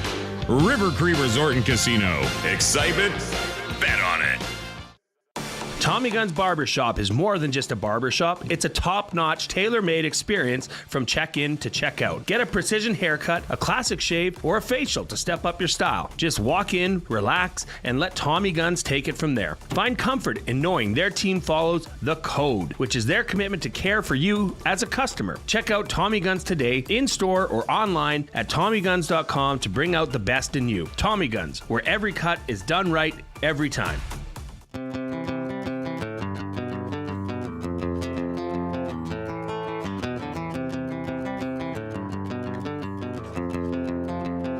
All right, good to have you tuning in this afternoon. Oilers have won 3 straight. Can they make it 4 tomorrow against the mighty Winnipeg Jets, who will probably be a little agitated after losing to Vancouver last night? So the game's at 7 tomorrow. We'll have you covered all day long here on Edmonton Sports Talk. And then, of course, the GCL Diesel Oil Stream pregame show with Tom and Hernan. 6 o'clock tomorrow night. They'll jump on right after the game as well with the post-game show. Thanks for tuning in. However you're getting us this afternoon, we're on the iHeartRadio app, the TuneIn Radio app. You can go through EdmontonSportsTalk.com. We have the visual element on YouTube. And if you are there on YouTube, don't forget to hit that the Fonzie button, as I call it, the little thumbs up. We want to get to at least 130. And people are people sending in words of the day, Coop? So I haven't got one in a bit. Send those. Zach at EdmontonSportsTalk.com. Give Zach a word of the day that he'll try to quiz me. Harbinger. Several words. Harbinger is a good word. That means a foreshadowing. That's like something to come, a sign of something to come. Yes. But we've had some good ones. We've had some tough words. Syd Smith is here. Penultimate. That means the second to last. Yes. Nobody gets that. That throws people off. Penultimate's an easy one. They think it's like a pentagram or something? No, because ultimate is in it, they think it's the last one, babe. Like sometimes when you say this is the penultimate game of the season. No, it's the second last. It's the second last. Yeah. Beautiful word. We are fired up here with Syd for Gemco Fireplaces, proudly serving Edmonton and area for 45 years, the authorized dealer for Napoleon fireplaces, whether it's gas or wood burning. Look no further than Canadian-made Napoleon fireplaces. All the Napoleon products you need available at Gemco, 9281 50th Street. Syd always said, when you do those live reads, you can't make it sound like you're stopping to do a commercial. You got to weave them into the show. I'm not sure I did it with that one. Beautiful. It wasn't bad. You got to try to find a little way in. All right, so we meandered. So you're ice fishing in Northern Ontario, and how does it look when you're ice fishing? Are you in a little hut? No, there were days where I should have been, because there was a couple of full-on blizzard days, but it wasn't like nasty cold. It was cold enough. No, it was now. So there's so much snow in that part of the country that you often get slush on the ice. So the first full day I went ice fishing, I spent 6 hours. 2 of us trying to get my snow machine off this little lake, because there's about a foot and a half of snow, and beneath that's about a foot and a half of slush, and then after that there's like 3 feet of ice. But when you stop, not realizing there's that much slush, you're dead. And I stopped. And so we had to. You're literally moving it, if you're lucky, a foot at a time. Get it up on the bank. Get all the slush out of the track, leave it there, take snowshoes, made a little pack down trail back onto the ice. It was going down to about -25 that night, so left, came back the next morning when everything had firmed up, and drove it off the lake and back. So that was not an auspicious, or it was, I guess, a bit of an auspicious start to it. But, so that was a brook trout lake. Last year I cleaned up on that lake. Big, beautiful brook trout. And everybody goes there, so this would not be a secret spot by any means? Nobody else had fished there this winter. Oh, really? Yeah. But you're comfortable with people knowing where it is. Okay. Yeah. It's not one of these ones you got to hide your tracks going into. Okay. Yeah. Because for those lakes, you're not really going to fish them out, and nobody really wants to make the effort a lot of times. Where I'm a little bit more secretive I love creek fishing. I do it every day when I'm there, but just tramping through the bush, sometimes tramping through the water, just throw your hook and your worm ahead of you, and pulling out these 8, 10, if you're lucky, maybe an 11 or 12 inch brook trout. But anyway, so no creek fishing in the winter. We caught maybe, 40, 50 brook trout in a couple of different lakes. What I wanted to do was fish lake trout this year. The lake that our little cabin's on, it has lake trout, but there was so much slush that we decided not to venture too far. But this is interesting because you basically still go to your childhood home area to fish. Yes. Yeah. That's awesome. Yeah. It's interesting because when I was younger, my fear was I had moved out west, loved it. Actually, we moved out west twice. We loved it so much. And I was like, by the time I'm retired and I can spend time back fishing, there's going to be no more fish. It's going to be fished out. But the fishing now is better than it was when I was a kid. Oh, wow. For pike, for lake trout, for brook trout, so it's pretty Okay, so good. Kirkland Lake was the town you grew up in. Yeah. Okay. And how far out of Kirkland Lake were you ice fishing? Or was it like right there? Maybe an hour. Okay, so it's pretty close. Okay, so was it you? Did you tell me this story? Because people might be thinking, Kirkland Lake, where have I heard of that? Was it you that told me the story that you wanted to interview Alan Thicke, so you just went to his house and woke him up from a nap and interviewed him? No, so this was when Alan Thicke was really famous. Like he had his sitcom, he was writing a lot of music, and he either had just or was about to. He had a Canadian talk show, and then he was like the first late night talk show to compete against Johnny Carson, which didn't work out that well. But I think it was called Thick of the Night. But no, my mom was a public health nurse, and part of her job, she would go and visit his grandparents who still lived there at a bit of an extended care facility. And it was kind of embarrassing for me because because my mom had told his grandparents that I had left college and now I'm working at the CJKL, the local radio station. Whenever he came home, his grandma would say, you need to call the radio station and tell them you're going to go in and get interviewed. So I didn't even have to, he was like maybe the biggest Canadian TV star at that time. And he would call and say, do you want me to come in for an interview? And well, of course. Yeah. And he was gracious and he was funny. He was great. That's amazing. That's awesome. Good for the grandma. Like, hey, when you're home, you got to remember these people were probably interviewing when you were nobody. Yeah. So you still got to go do it. Yeah. That's awesome. Syd Smith is with me here. I appreciate some of the Ched legends that people are asking about. I don't think we're going to hit on everybody today that people want a story about. We'll have Syd back and we'll try to keep it more focused. The Oilers have won 3 straight. I mean, I think you and I are in interesting situations when it comes to this hockey team. I mean, you were the first host of Inside Sports, and you did Face-Off Show and Overtime Open Line in the 90s. Yeah. When if they made the playoffs, let's face it, they had no hope of winning more than a round. Yeah. More or less. Yeah. So people often ask me, do you cheer for the Oilers? Like, do you love the Oilers? And I always say no. Like, I want them to win. I shouldn't say no. I say I want them to win because it's just better for everybody. It's better for coverage. It's better for the attitude in the city. Yeah, personally, it's it's a little more engaging or fun to cover a winning team for sure. But I don't get heartbroken by the losses because you don't have time. Yeah. I tell people this all the time. I'm not, especially when I was doing Overtime Open Line, I'm not emotional after the game. Like I got to work. Like that's when you really got to prove yourself. Like how are you as someone who did the job I used to do, was the boss at the rights holder station? Like did it change how you felt about the hockey team or as a fan? There's a couple of things to that. One is, and I used to tell people that would do those sorts of shows after I did that, don't get caught up in feeling bad for the team because they had a bad game and they got embarrassed on home ice. Because they all listen after the game. They might say they don't listen. I don't know if that's still the case, but they all listen.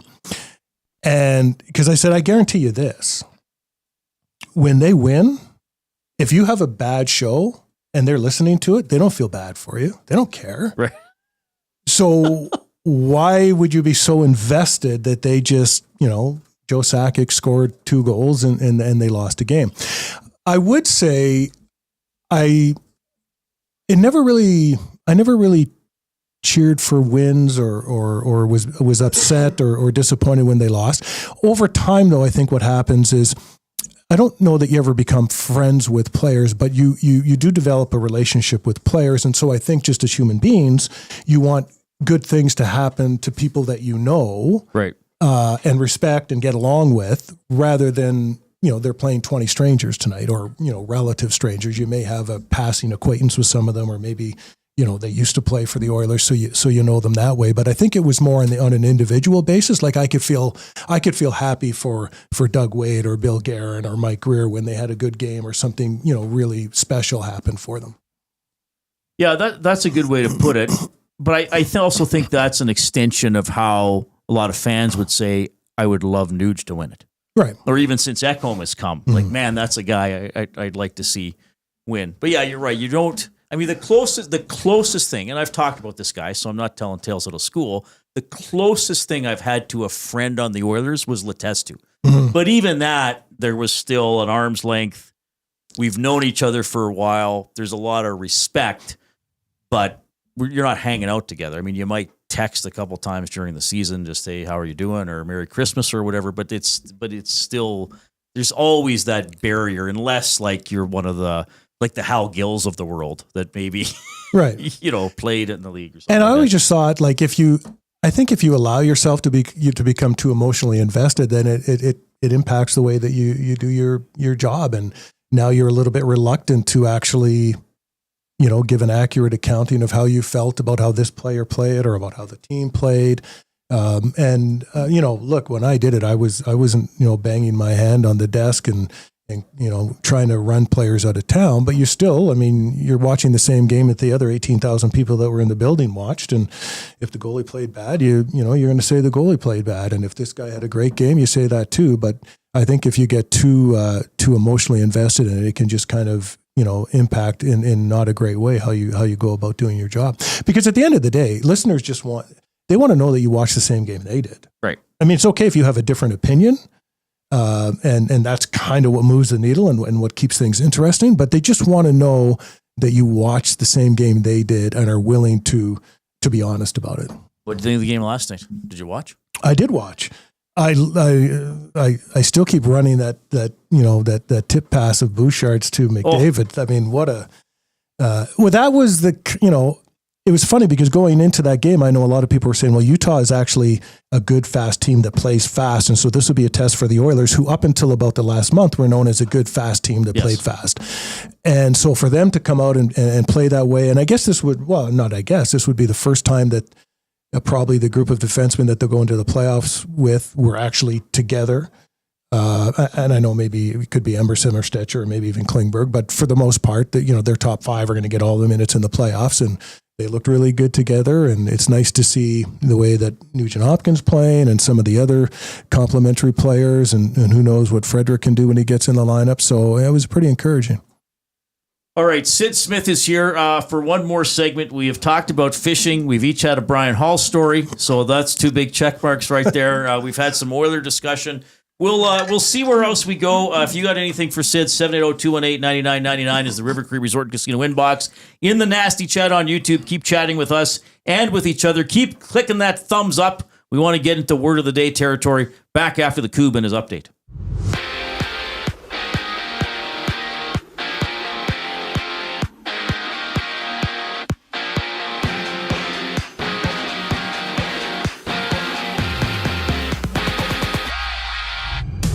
Joseph Woll starts in between the pipes for Toronto as they drop the puck against Colorado. Josh Manson, Avalanche defenseman, will miss up to a month with an upper body injury. He hasn't played since last week, exiting the second period against the Flames. In the WHL, there's 3 games on tap. Kelowna hosts Victoria. Red Deer is in Calgary, and the Blades got the Wheat Kings.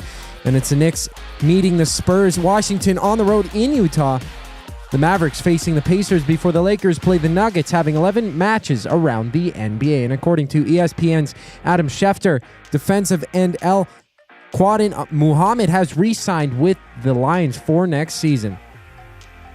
The Mountaineers and Eagles are just about to get underway before Texas and Xavier have a date for 2 March Madness play-in games. This sports update is brought to you by Advantage Sports Medicine and Physiotherapy. Get treated like a pro with their highly skilled crew. Whether you're recovering from an injury or looking to enhance your performance, get the same locker room approach that's trusted by the best in the game. Visit AdvantageSportMed.ca. Syd Smith and Reid Wilkins on the other side of the break. I'm Zachary Kubish for your sports update.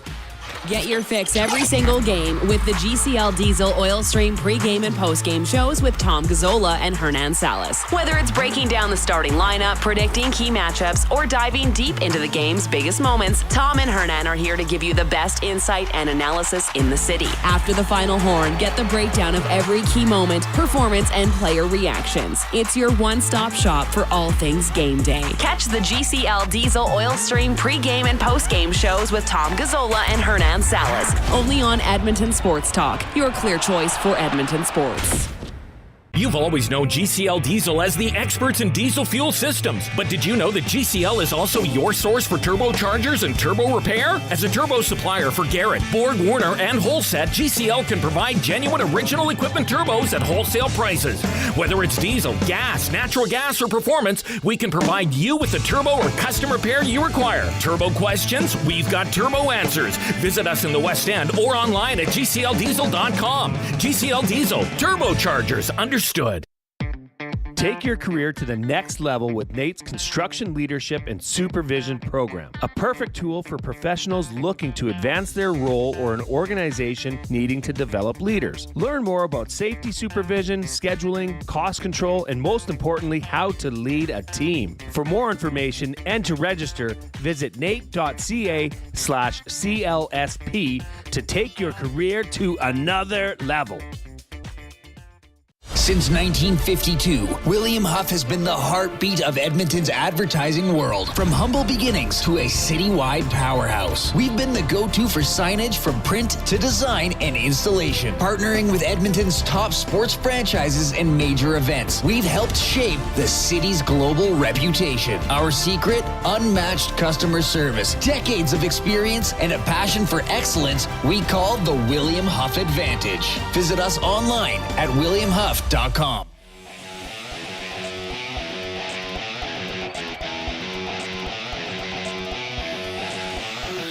right, thanks for joining us this afternoon. Syd Smith is here, longtime broadcaster at Chorus Radio, 630 Ched. Obviously, Syd was my boss for several. When did you retire? October 2020, I want to say? Yeah, it would have been, 2020. Yep. You enjoying being retired? Seems like it. Yeah. Should have done it 20 years earlier. Yeah, should have done it at age 30. Get out of that rat race. Yeah. Caster 1990 in the Nasty Chat says, Syd, I remember listening to the first episode of Inside Sports. Oh, my goodness. Who was the host between you and Stafford? I keep thinking it was someone named Larry. Well, Larry Barris was, he produced the show for a few years and he guest hosted from time to time. I don't think Larry was ever, the host, but I'm sure if he remembers the name Larry, that's who it would have been. And so there may have been a gap of a few months maybe from when I kind of stepped aside and before Al took over. So maybe that's what he's remembering, but I'm sure he's thinking of Larry Barris. Okay. And it was 9 to 11 p.m. when you started? Yep, 9 to 11. What was this, 97? It was 96. Yeah, 96, 97. I started working for Ched right after Labor Day, and we launched Inside Sports. I believe it would have been, I want to say it might have even been St. Patrick's Day. I think it was whenever the trade deadline day was, that's the day we launched So you had a period of time where you did face-off show and overtime open line, but not a talk show. 3 days a week, baby. 3 days a week. Jeez. That's full-time employment. Yeah, I'll say. Wow. They don't make those jobs anymore. They do not. Do you imagine, Reid, if all you had to do was host 3 hockey games a week? But I will say, once I started doing Inside Sports, it was probably even more fun. Oh, it's an incredible job. Yeah. I mean, I don't look back. I didn't change that because it was a crappy job. This is just got a right opportunity at the right time. But it's busy though. You'd probably get 2 full days off a month. Yeah. Because even if there's a Saturday practice, you got to go. Yeah. I never missed, rarely would I even miss a practice or a morning skate. You just can't. You got to be there. Yeah. It is, it's a long haul, but I find with a job like that, I mean, you kind of put your head down in September and you don't think you're just in the mindset. Yeah. It's just, you get up and this is what I'm doing. And by the time you know it, 8 or 10 seasons have gone by and you can't believe you've been doing it that long. Scott on a hotel balcony in Beaumont. Scott, I'm going to shorten your question here to just simplify it a little bit. Is there a moment or a decision in your career that you look back on and say that's kind of when everything changed, like that? For the worse, or well, however you want to do it.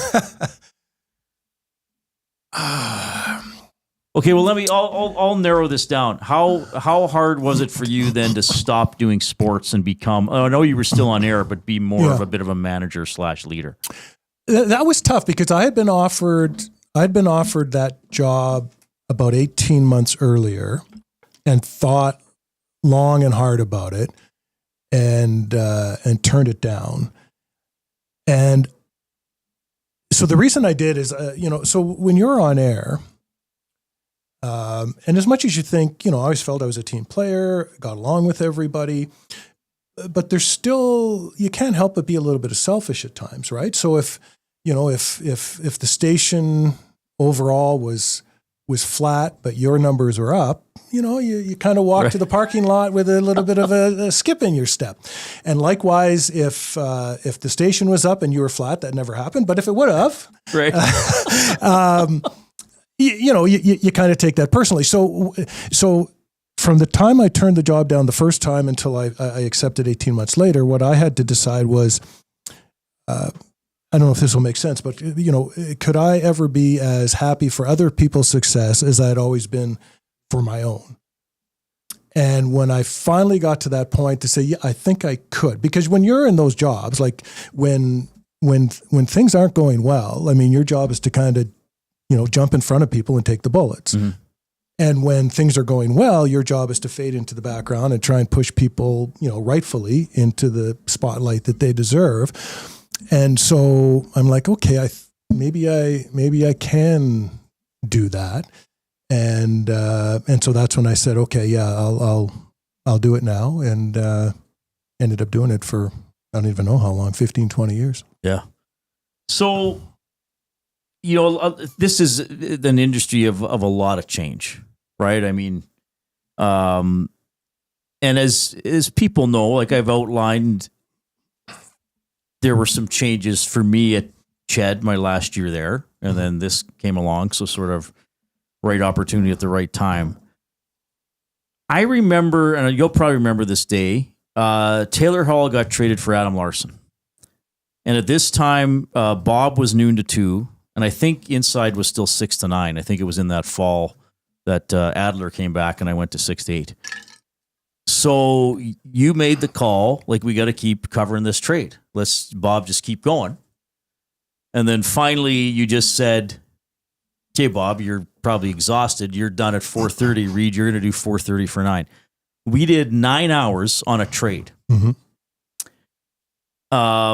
But we blew out all our afternoon programming. I mean, we still did the newscast at the top and bottom of the hour, obviously. But I mean, basically there was, 4 hours of programming that just got replaced by extended sports shows. 6:30 Ched still has the broadcast rights for the Oilers and the Elks. But I kind of got the sense, like, after you left, that the sports coverage was important, but you would never displace a news show, and like, unless it was extended trade deadline coverage or something like that. And I don't know if that was unique to that station, or just there's this shift in talk. But like, that's the beauty things about being in sports. Like we can do what we want. Like, if something happened at 9 p.m. tonight, we text each other and say who's logging in and doing. But that was always the special. beauty of radio for me. Right. It's our station. I mean, I don't physically own it, but if we want to go 12 hours, we go 12 hours. If we want to cut it off immediately, we cut it off immediately. That's why they put us in these positions, and those are the decisions we need to make. I think I do notice some of what you're saying in terms of, maybe, I don't know if it's a reluctance to do that sort of extended coverage or programming anymore. I think some of it is resources. I think there are just fewer people that are working there. I think in some cases people, and this is not a knock on anybody still there. This is just the way the industry has evolved.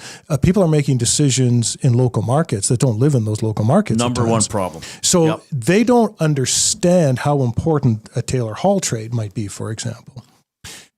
Whereas if someone has been living and breathing in that market for 10, 15, 20 years, they just instinctively get it and say, yeah, this is anybody, the one thing we used to think about when we're making these decisions is if I'm in Edmonton and I walk into my vehicle and I get in my vehicle and I make a conscious decision to turn on 630 CHED, why am I doing that? Well, that day, I guarantee you, it would be because they heard Taylor Hall got traded. And so if you're not talking about Taylor Hall, you're not meeting their expectations. If they might be because, wow, it's September and we just got a foot of snow. Well, you better be talking about the blizzard. You better be talking about the mayor who just resigned. And the other thing I think that may play into it, and I'm not close enough to it anymore to really know if this plays into it, but not only sometimes are decision makers in other markets, but there's a lot more shared programming. So it's easy to say, we're going to take this local show that would usually cover current affairs and cover this sports trade. But what if that current affairs show, you're hosting it, but it's going to 2 other markets? Mm-hmm. And now your decision is impacting markets 2 provinces away. And sometimes it's just easier to say, okay, well, we gave it a good run. We gave it an hour. Now we're going to go back to regular programming. Yeah. That's the number one thing is that, and I know this might be a little inside baseball for people, but I know sometimes when we go down this avenue, some people are like, oh, I didn't know that. Like the number one problem is, like you said, there's people outside of those markets making big decisions in those markets. Mm-hmm. And good people who are making those decisions in good faith, but it's not the same. They're not in touch with how important the Oilers and even the Elks are here. Because I remember like early on when I was at CHED, there was some meeting and you were talking about you had this bar graph of 40 days of listenership, and it was just total listeners. Like it didn't break it down by hour, and there were these 3 days that were huge spikes. Like pretty good, but like 3 days that really stood out. And you said, look, these were the 2 days there were blizzards. Look at how many people came to us. And I remember you saying, you might be bored mentioning every 3 minutes that there's a blizzard and 97th Street is closed and the underpasses are closed and there's a huge collision by Devon. Like you said, I realized to you it's really repetitive to do it every 3 minutes. But a lot of people just getting in their cars or just getting to CHED, or somebody texted them and say, I can't tell you everything that's going on, put it on CHED. And that was really informative to me. And then I asked, what's the other spike? And this was when there were a couple blizzards like late September, early October, like freak fall blizzards. And I said, what's the other spike day? And you said, that's an S game.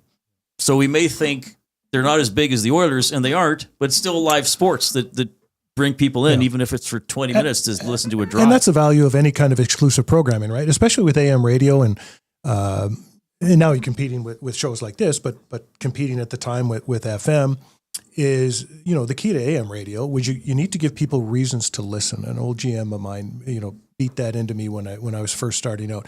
We need to give people reasons to listen.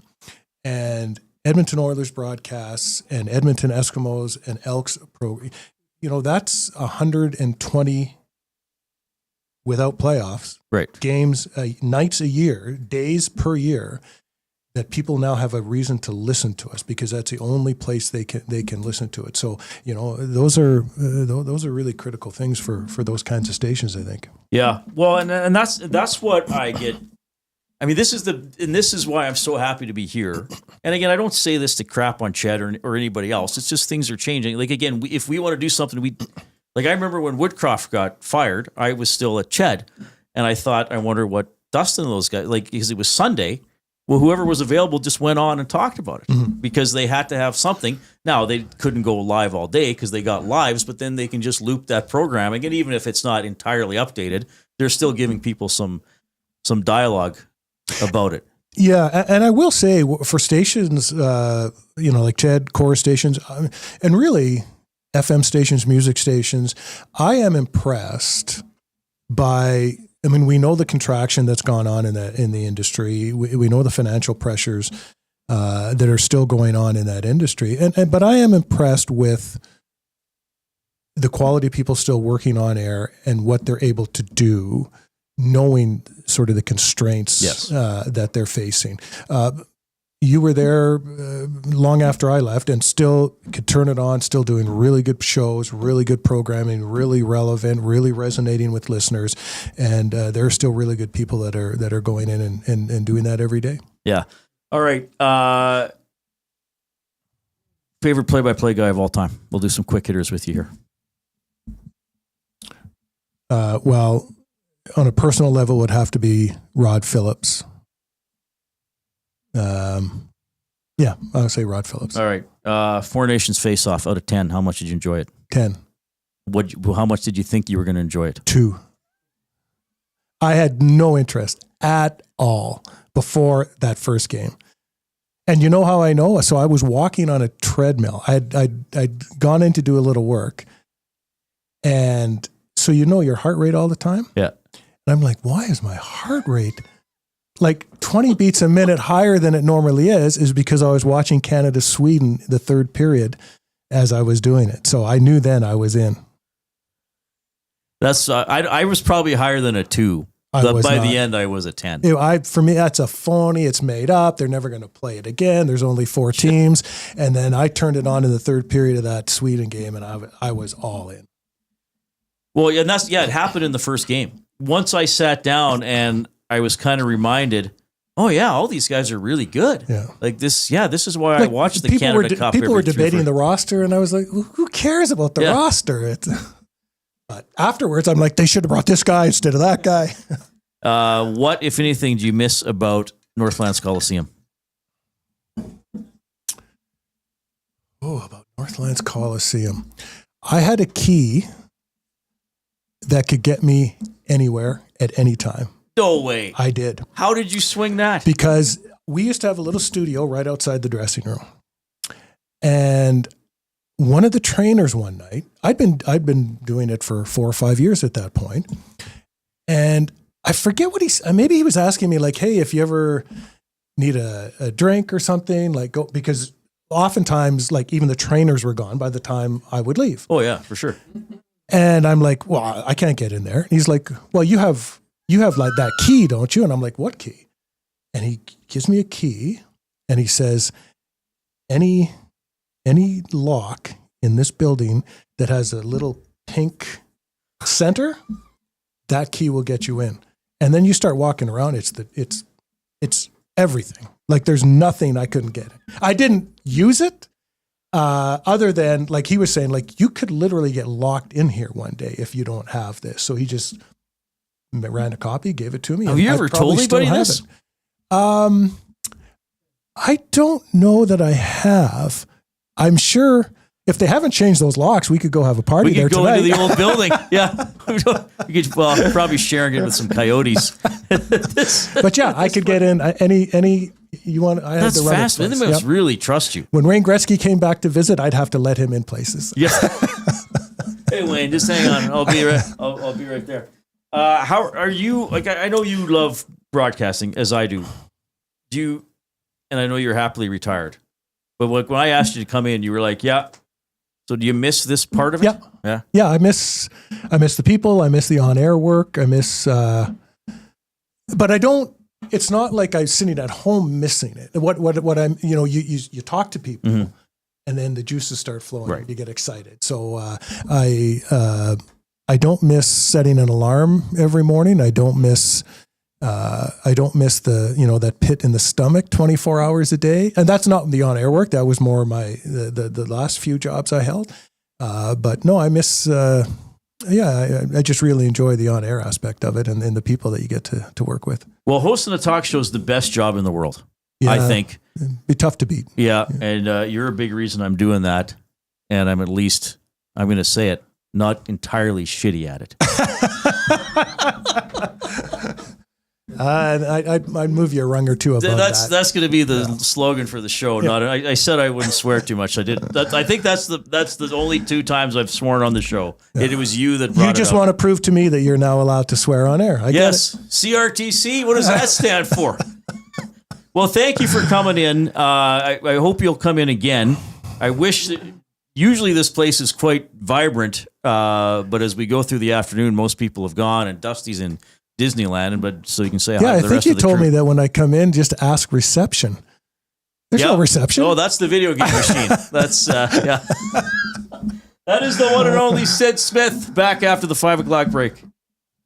The EST Hangout. You're also going to win money on him breaking Wayne's record. 3 players active are projecting to have a chance to catch Ovechkin when he beats the record. It's Matthews, it's Pasternak, and it's Draisaitl. If they stay healthy and they're... Leon Draisaitl staying healthy. He's the toughest man alive. he's the best thing I've ever seen.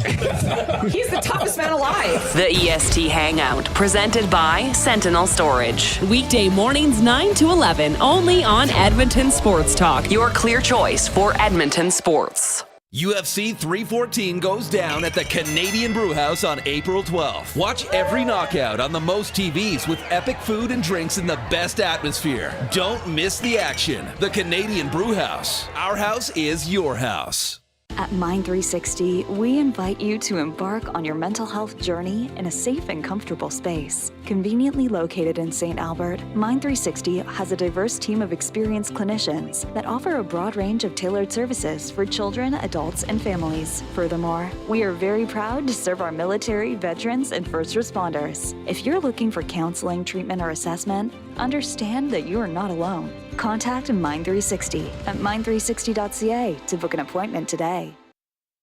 Looking for quality building materials and friendly advice? Visit us at Windsor Plywood Leduc, family owned and locally run since 1993. From interior materials for doors, flooring, baseboards, and all the finishing touches to all you need for your outdoor projects like cedar lumber for decks and fences, plus all the plywood you'd need. Our full-time on-staff carpenter can help with anything odd-sized or custom, and from domestic hardwoods to exotic selections, we've got you covered. And if we don't have it, we'll track it down for you. Windsor Plywood Leduc. We're the experts you need to know.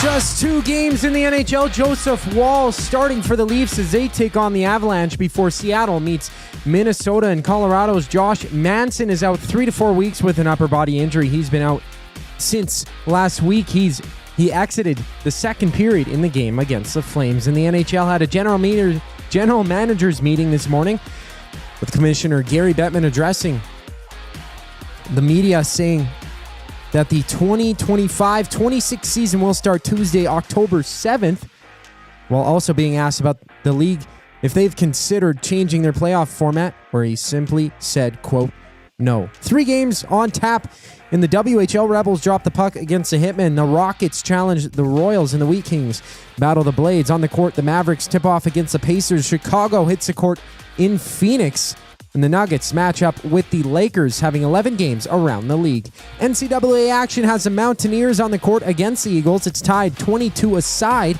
Just about 10 minutes left in the first half of that one, and after that, we see the Longhorns face the Musketeers. I'm Zachary Kubish for your sports update. The third and final hour of the Reid Wilkins Show starts right now.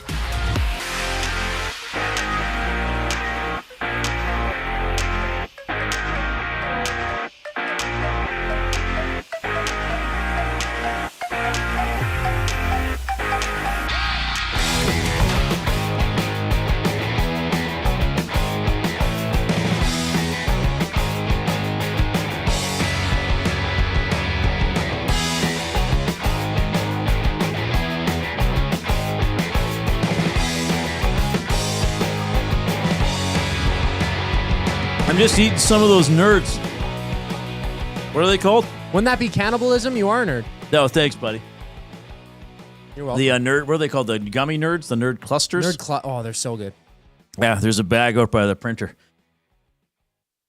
We just had Syd Smith in the Canadian Brewhouse studio. Make your birthday party legendary at the Canadian Brewhouse. Epic food, killer drinks, and a vibe you can't beat. Plus, get free nachos with our app. Book your party now.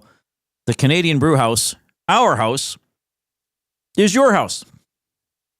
Had Syd Smith in for the last hour. Love that guy. Huge influence on me in my career. Really the best boss I ever had. And I learned so much from Syd, not just about broadcasting, about how to treat people and how to stay calm under pressure. Because Syd is the best at that. He's the good at listening, observing, and then making a measured, informed decision and not flying off the handle. Now, I still fly off the handle sometimes, but I do it less than I would have if I hadn't been exposed to Syd in my life. Really enjoyed the stories about Brian Hall, about ice fishing, about the current state of broadcasting, about covering the Oilers. I had no idea that Syd had an all-access key to Northlands Coliseum when he was broadcasting from there. I had no idea. No, he didn't use it. He didn't abuse it, but he had it. Just the power in your hand, knowing that it's like an infinity stone. That's that's Edmonton's version of an infinity stone. That's pretty cool. By the way, you can always text the River Cree Resort and Casino inbox 780-218-9999. River Cree Resort and Casino featuring Italia Restaurant, home of the $6.99 brunch special from 11 a.m. to 4 p.m. on Sundays. You can email Reid at EdmontonSportsTalk.com. We have a limerick here from the Big Uke. On a day when Reid drops a topic so hot, best fishing spot? Sure, I'll tell. Not. Oilers touchdown.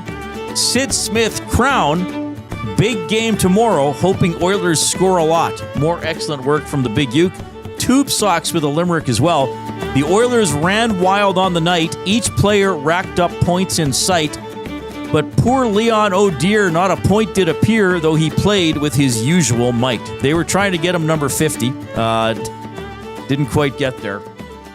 I guess I'll have to predict that he gets it tomorrow with a big goal against the Winnipeg Jets. That's going to be a 7 o'clock game. We have the GCL Diesel Oil Stream pregame show. That'll start at 6 with Tom Gazzola and Hernan Salas. Let's get to our game of the night for tonight. As always, it's presented by Playmore Tables and Games. From ping pong and pool tables to darts and dome hockey, plus all the classic arcade action you could ask for, visit Canada's Game Room experts, locations in Edmonton and Calgary, or online, playmoregames.ca. Playmore tables and games. Oh, you got it. I thought, I didn't think I had it, but I guess I put it on. That's good. That might be my favorite soundbite. Oh yeah, I might like it even more than this one. Perfect. My game of the night is going to be Colorado at Toronto in the National Hockey League. Leafs coming off that 6-2 win over Calgary a couple days ago. Colorado in that hotly contested Central Division, trying to maybe track down Dallas for second place. So that'll be my game of the night. Koob, you were saying the one NCAA play-in game's already going on and the other one's later? Yeah, there is one going on right now. It's the Mountaineers in between the Eagles. It's 28-25. Okay, so right now. Yesterday, well, you and I have talked about this week. So we set up a bracket on the ESPN site or through their bracket pool. And by the way, listeners can participate, right? I put the link in the Nasty Chat yesterday. So listeners can go in this. It's free to enter. It's just for fun. But you and I were talking about, are you better off just picking the favorite to win every game and not trying to chase upsets? So we did a control group, right? We picked the better team, the higher seed, to win every game. So number 1 would beat 16, then they'd beat number 8, then they'd beat 4, then they'd beat 2, then they'd play another number 1 in the Final Four, and for that we use the national rankings. So I told Awanik this. He came to the game last night, so we're sitting together in the press box. So I was like, yeah, you'll see it there. It's called like Reid and Koob's control group. So guess what I found out? You can only have one team per ESPN account in the pool. So I created that bracket, but it's not in the EST pool. So I think we'll still be able to monitor it. Or I guess we could just add up the points at the end of the tournament. But it won't show up in that pool. So we're not going to win is basically what you're saying. Well, we'll know if we would have won. We'll have a sentimental victory. So did you enter it into any other leagues then? Like, No. did you go into any big pool? You just have it there so we're able, it's even more controlled because it's not even a part of anything that you It's could just win, its right? own thing. Yeah. It'll still keep track of the results for us, though, won't it? I believe it will. Yeah. I'm not a huge knower of the exact rules of like the ESPN thing. If it's only active if you put it into a league. No, So I I'd think say it's active. I still okay. think it's active. I still think it's Right. active. Because they have their big pool where millions of people enter into the ESPN fantasy. We're not in pools, that right? one. We're in the EST one. Right. Well, you and I have our individual, but I think for this one, we can just add up the results after and say we would have got, if you just picked the favorites here, how many points you would have had. Does that make sense? Yes, it does. More or less? Yes. So we'll keep track because the tournament, it's 10 a.m. tomorrow. It really gets going. The March Madness really begins. The playing games will be over. Yeah, because I think it starts at noon Eastern because there'll be 16 games tomorrow. Just incredible. No, 16? Yeah, there'll be 16 games tomorrow. Yeah. Keep giving us the thumbs up on YouTube. We will have a word of the day later. Let's see if we can get over 150, get into double word of the day territory. I have asked, and Coob has a few submissions. Are you going to pick a listener word? Oh, I definitely will. There's some Zach at good ones. EdmontonSportsTalk.com. Email Zach your word of the day. ZACH at Edmonton. Z-A-C-H. But yeah, sure. Hula Boy Steve says, I've done a bracket. What did he call it? I've done chalk bracket for the last 8 years for comparison. What's a chalk bracket? Does that mean just picking the favorites? Or did he do it? Hula Boy Steve, you may have confused me. Well, it's actually not that hard to do. He says, I've done a chalk bracket. That means picking all the favorites? One with few to no upsets. I didn't know that that's what's called. How have I covered sports for that long and not known that's what a chalk bracket is? Yeah, I guess you didn't chalk it up. Or is that a gambling term? Because I don't actually bet on sports that much. Was that me? Is that Hula Boy? Is that what It that is means? gambling. The first thing it says, what is chalk in sports betting? He says chalk is gambling picking the team. higher seed. Okay. Okay. Hula Boy Steve, I owe you a hula dance. Well, you gave Smitty his hug. No, now you got that. Did I say that? I gave Smitty the Welder a hug? I'm not sure. It was months in the making. And Smitty the Welder was here last week. He lives outside of Edmonton, and I gave him a hug. It was a beautiful sight to see. I think Tommy might have video of that. There might be There's video proof. of it. There is video proof of it. So anyway, Hula Boy Steve says, I've done chalk bracket for the last 8 years for comparison. 1 year it crashed and burned, but 7 out of 8 times you end up in the top 10%. Now, so then it depends how many people get paid out. Like, could you win money long term just picking the higher seed all the time? You'd have a chance. Realistically, it's a smart bet to make, right? Like if it is the favorite, it's supposed to be the one that should win. Right. Hypothetically. Well, here's the thing. 1 always beats 16, except for once. 2 pretty much always beats 15. I think there might have been an upset last year. There have been a few along the way. Okay, 14 over 3. Usually there's a 13 that beats a 4 and a 12 beats a 5. But I'm saying instead of trying to pick the one game at which it happens, why not just pick the 5? Like if the 5 seed is going to beat the 12 3 times out of 4, why not just pick the 5 seed in every game? As opposed to trying to pick the 12 that beats the 5 and you're wrong, then you're also going to be wrong on the one that was actually an upset. So then you're only 2 out of 4 in that matchup. I like that math. That's how I look at each of these March Madness. But if it's a tournament with a lot of upsets, or later on, a 3 beating a 2 is not a huge upset, then you're losing points maybe later in the tournament. We're going to keep track of it. 780-218-9999 is how you text the River Cree Resort and Casino inbox. All right. How does one enter the bracket pool? I'm going to get the link again. Where do we have it here, Coob? We have it from Matthew. Bracket challenge. I'm going to copy the link. So I'm going to put it in the nasty chat, everybody. So if you're on the audio stream, you may have to go into YouTube later, and I'm putting it in at 5:13. So you'll see it's a fantasy.espn.com link. Okay? And you could also find it, I think, if you just search Edmonton Sports Talk. It should be one. Oh, if can you not the go only into one. ESPN Fantasy and search Edmonton Sports Talk? Yeah. You could probably, if you're hearing this after the fact on a podcast, you can go back and do that. Right. I tried to go in it while I'm on air here, but I get easily distracted. As do I, Reid. What's it under? Tournament Challenge? No, that's not it. That wants me to fill out an app. Wait a minute. Okay. Anyway, I put it in the nasty chat so people can join. It's free to enter. It's for fun. See how you do. Keep giving us the thumbs up, by the way, on YouTube. We are approaching 100. We want to get to at least 130 here, everybody. So let's rally and keep clicking that thumbs up. Little more from Oilers practice today. Derek Ryan spoke after being with the Bakersfield Condors for a few weeks. Derek Ryan, I mean, really an amazing story that he made the NHL, and he's played for as long as he has. Was a U of A star, went to Europe, got signed by Carolina, played for the Charlotte Checkers for a year, and now he's at 603 NHL games. Wound up playing 13 games with the Condors, had 8 points. And Derek Ryan was asked today just how it all went down for him being sent down. Yeah, obviously a tough time.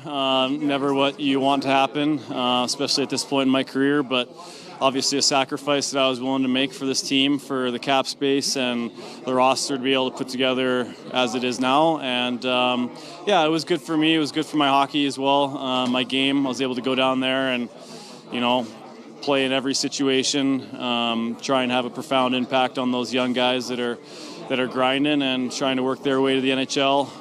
Obviously, I've been in the NHL for a long time, and I don't know, I don't want to brag, but I have some detail in my game, some aspects to my game that some guys can try and emulate and learn from and try and teach them. Obviously, it was hard. It was hard being away from the family, living in a hotel for 3 weeks, being on the road, just kind of grinding. It was a struggle mentally, but the hockey was good. All right. Yeah, so Derek Ryan, being away from his family, that'd be tough. I mean, he's got young kids. You're living in a hotel in Bakersfield. You're not sure when you're coming back up, but here he is. And he also had this to say about his attitude of being in the minors and trying to show some leadership while he was down there. Yeah, I mean, obviously I didn't want to be there, but you can't have that attitude. I've seen a lot of guys from my time in Charlotte and now in Bakersfield. You see guys that are just sour to be there, and you can't be like that. It's a cancer. Nobody wants to be around you. It's unfortunate. It's kind of a selfish league in the right that everyone's trying to fight and compete with each other to be in the NHL at some point. But for me as a leader, obviously I'm pretty vocal in this dressing room. I've gotten to know these guys, a lot of this core here for 4 years now, and they're like my second family. But I didn't really know a ton of guys down there very well, so it's not like I was coming into the dressing room and yelling and screaming or really even talking a ton. The thing about myself is that I do a lot of my leading by example, just how I carry myself in the dressing room, how I take care of my body, who I am as a person, and then obviously how I play. There's a lot of detail to my game. It's not just goals and assists and whatever it is. It's playing in every situation. It's defending. It's face-offs. It's penalty kill. There's so many layers to my game that I think that's probably the biggest leadership thing that I was able to leave with that group down there and show them. You see this guy that comes in. He's played 600 games in the NHL, and what can I take from his game and learn from to put in my game so I can play in the NHL as well? I think that's what I tried to do. All right, so that's Derek Ryan. Yeah, thoughtful today, but pretty honest. I mean, he wasn't thrilled to go to Bakersfield. Life's better in the National Hockey League. But as he said, there's no sense having a bad attitude or showing up miserable or being a cancer in the dressing room of the Condors. He's back here. He's another option for Chris Knobloch and the coaching staff to have. We know that he was sent down for a reason. We know that a guy like Noah Philp earlier in the season might have been pushing for Derek's spot. We'll see how some of the other guys are used here. But he's an option. I don't think anybody's going to doubt Derek Ryan's intelligence or his knowledge of hockey. He's usually in the right spot. He's playing the right way, if you want to use that cliche. And maybe they need a right shot faceoff guy in a game or in situations later in the season or when you get into the playoffs. So he's here as an option. I think he knows that, but maybe someone that is useful to have around here if the Oilers go deep into the playoffs. All right, 780-218-9999 is how you can reach us. Dustin, the link is out on Twitter. I always forget about Twitter. The link is there. It's in the nasty chat, so sign up. Mike, the Michigan fan, says, side bet Reid for who finishes higher in the March Madness bracket. Is that between me and you, Mike, or which EST person finishes higher? I don't know. Smitty the Welder is in the nasty chat. Hello, Smitty. Smitty, are you doing an NCAA bracket? I want to know. That hug was awesome. Was a pleasure meeting you all. Can't wait to come up for an on-site event. It's pretty heartwarming for a listener to say that me hugging them was awesome. Little weird to say it out loud, but good. The thought of it's good. It's the thought that counts. The nasties are the best. The thought that counts. All right, so hopefully people are finding, in the nasty chat, Dustin tweeted it out, the link. I guess I can tweet it out too as well. Is there a way to shorten the link, Coob, or will it be okay? It'll be okay. It should pop up as a big click on. It does. You know? Yeah. So perfect. Link for EST bracket challenge. We're finding out new things. Is that what I'm calling it? I'll put it on my Twitter right now at Reid Wilkins. Okay. Hopefully that gets people in. Boom. 20 after 5. Coob has a sports update. We still got buying or selling for Damon Bunting.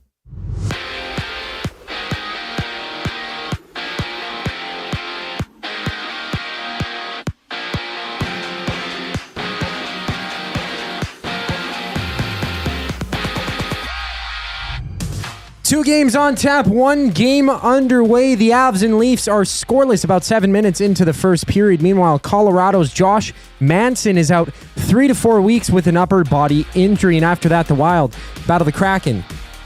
And Gary Bettman, the league's commissioner, addressed the media this morning saying that the NHL is, quote, reevaluating how they want to do things in regards to the All-Star game, saying that the Four Nations face-off, quote, raise the bar. Bettman also announced that the opening night for the regular season next year is October 7th. A trio of WHL matches. Saskatoon visits Brandon. The Rebels and Hitmen have puck drop before Kelowna battles Victoria. In the lone women's contest has the Sirens challenge the Scepters in Toronto. On the court, there's 11 games. 2 games are live. The Mavericks trail by 2 against the Pacers. That one 13-11 midway through the first quarter, and the Rockets are down by 3. The Magic leading 9-6 with 8 to go in the first quarter. In college ball, the Mountaineers lead the Eagles 38-34 near the end of the first half. After that, the Longhorns duke it out with the Musketeers for March Madness play-ins. This sports update is brought to you by Paramount Flooring, proudly serving Edmonton and area for over 30 years. Their showroom offers all the best and latest in flooring, tiles, and area rugs. Tell them EST sent you for 10% off your next purchase. You can shop in-store or online at ParamountFlooring.ca. Buying or selling for Damon Bunting up next here on The Reid Wilkins Show. I'm Zachary Kubish.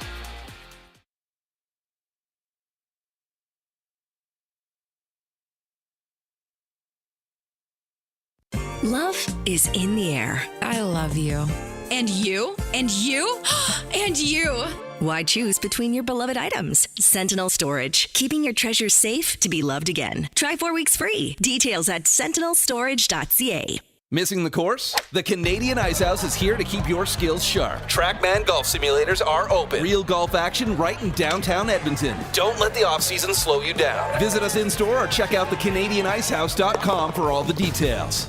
Hey Edmonton, ready to take advantage of lower rates and better pricing? South Fort Chevrolet in Fort Saskatchewan has you covered. From rugged trucks to sleek SUVs. And with over 40 years in business, you can trust that you're getting the best deal on your new ride. As the proud title sponsor of The Nielsen Show, EST listeners can drive a little to save a lot with South Fort Chevrolet's transparent pricing and down-to-earth sales team. Visit us today in Fort Saskatchewan or online at southfortchev.com. Your home for live music and great performances is the River Cree Resort and Casino. Someday you'll be shedding your tears. A one-of-a-kind retrospective. It's Glass Tiger, This Island Earth, April 4th at River Cree Resort and Casino. Don't forget me when I'm gone. Get your tickets at rivercreeresort.com. River Cree Resort and Casino. Excitement? Bet on it.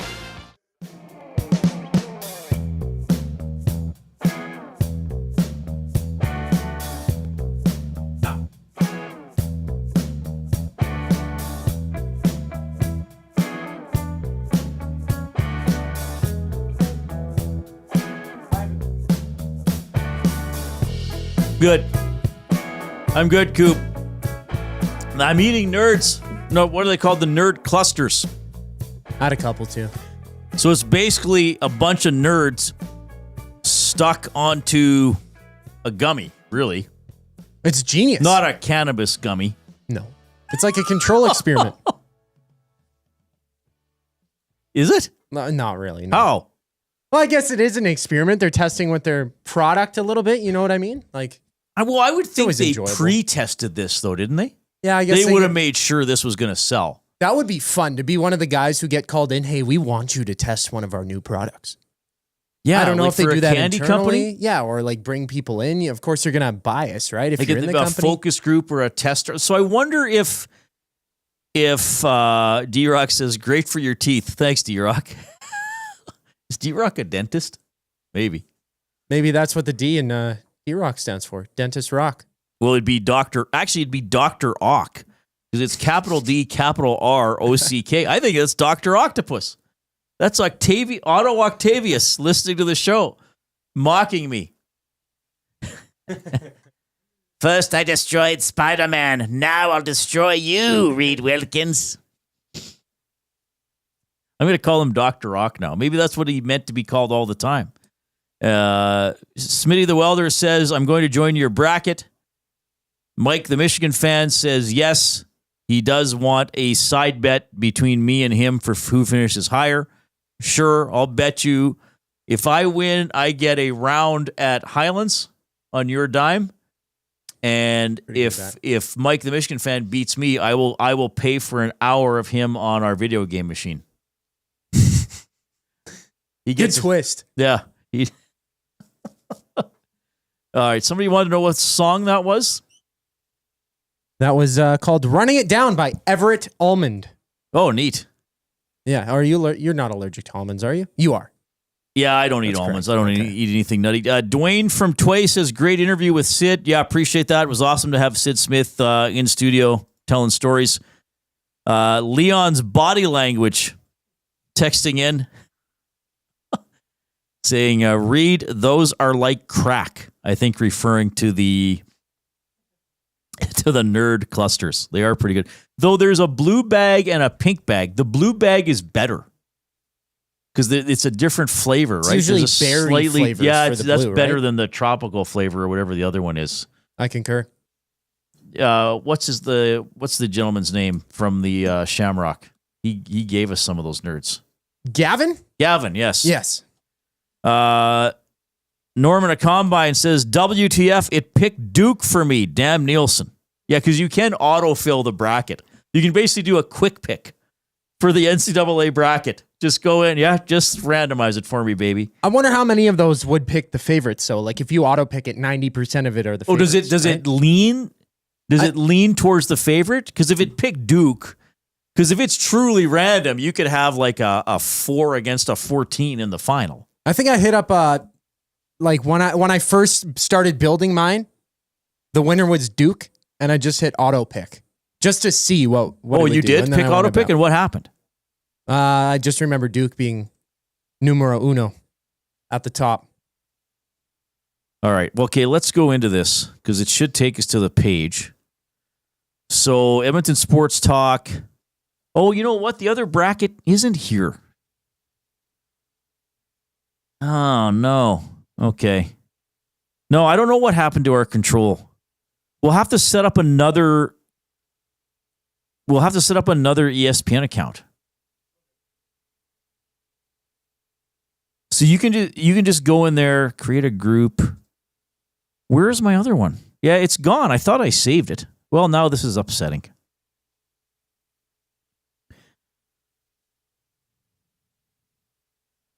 Norman at Combine says, every time Reid says neat, I wonder if he really cares. Oh, yeah, because yesterday I was saying how Jay texted me something about skiing that I didn't understand, and I just wrote back, oh, neat. No, I care. I care a lot, Norm. Tell me more about your combine, for example. I'll find it neat. I love Norman at Combine. Norman at Combine used to listen to Ched. He probably used to listen to Syd on Ched. Now he's a faithful EST nasty. It's pretty heartwarming. 780-218-9999 is the River Cree Resort and Casino inbox. River Cree Resort and Casino, home of Tap 25 restaurant, where the entire menu is 50% off 7 days a week. That is from 2 to 5 p.m. Big thanks to the Canadian Brewhouse as well for being on board as our studio sponsor. Oilers practice today, maintenance day for a few guys who I guess we'll see tomorrow for sure if they're going to play. I don't know if any of them are seriously in any sort of trouble. McDavid, Draisaitl, Hyman, and Ekholm, maintenance days today. And Knobloch expanded and said, maybe some game time decisions for tomorrow. So keep an eye on that as the Winnipeg Jets roll into town for the first time since the first game of the season when they hammered the Oilers 6-0. Buying or selling. So I want to play this clip again. Because I was talking about this almost 2 hours ago earlier in the show. So maybe you missed it. I think it's worth repeating. This is buying or selling for Damon Bunting, a consistent top-producing realtor in the greater Edmonton area for over 17 years. He and his team would love to help you find that right home or make the move from your current home.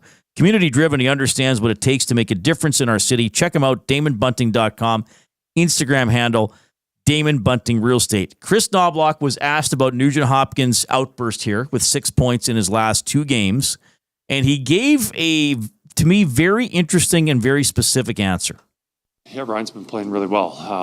That line together has been playing well collectively. Nice to see both his line mates get goals the other night, and especially Podkolzin, who hasn't scored for a while, but doing pretty much everything else but putting the puck in the net.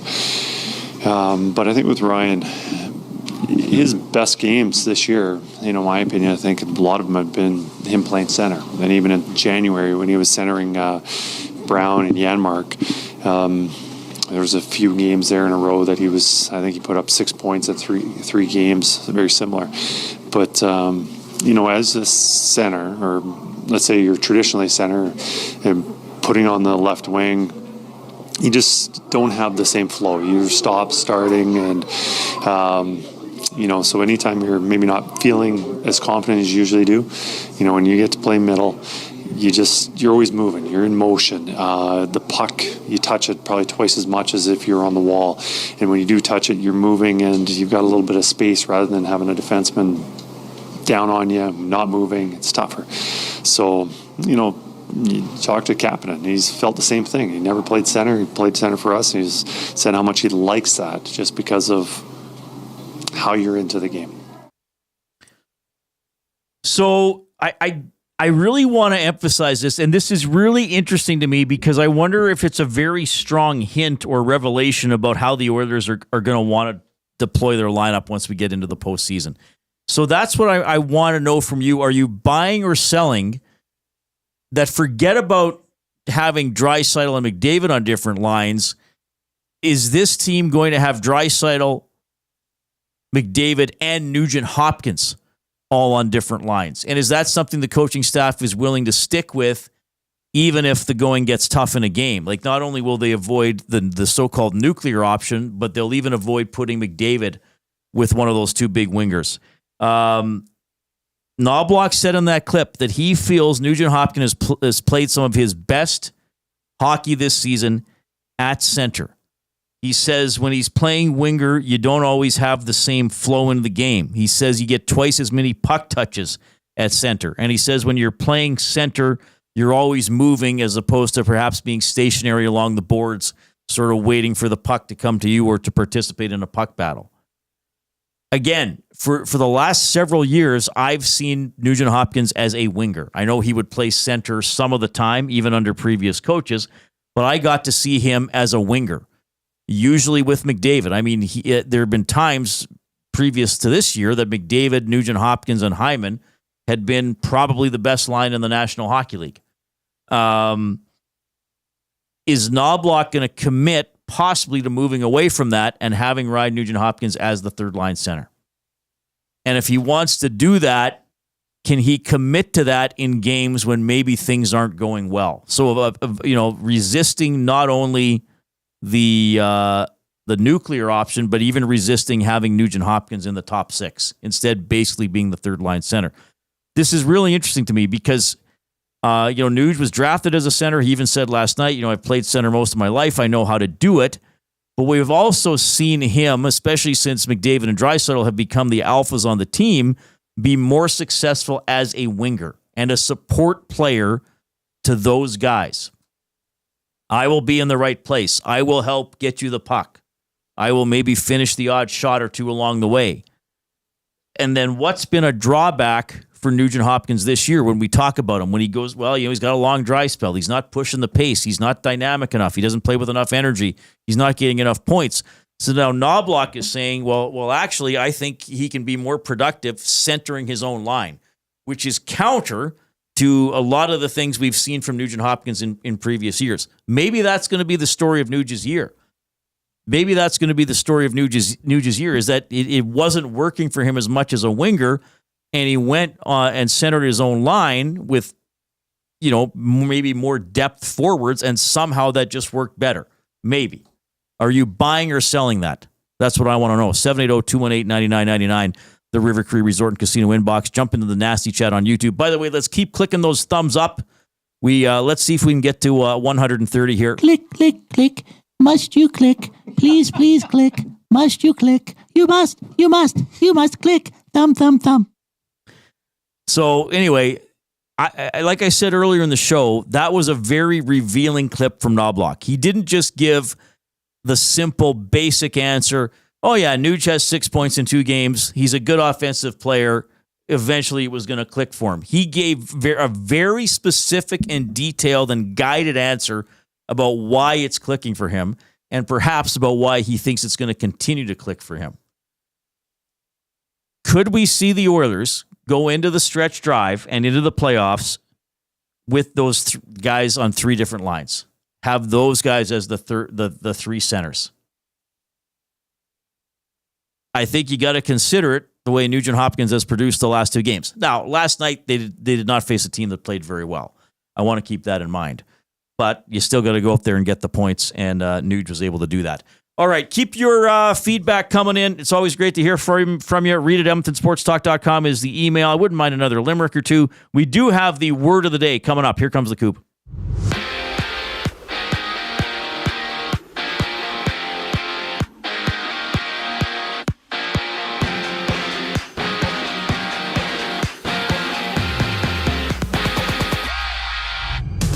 Two games in the NHL. One is live right now. It's scoreless between the Avalanche and the Maple Leafs. Just about 5 minutes to go in the first for that one. After that, Seattle hits the road in Minnesota.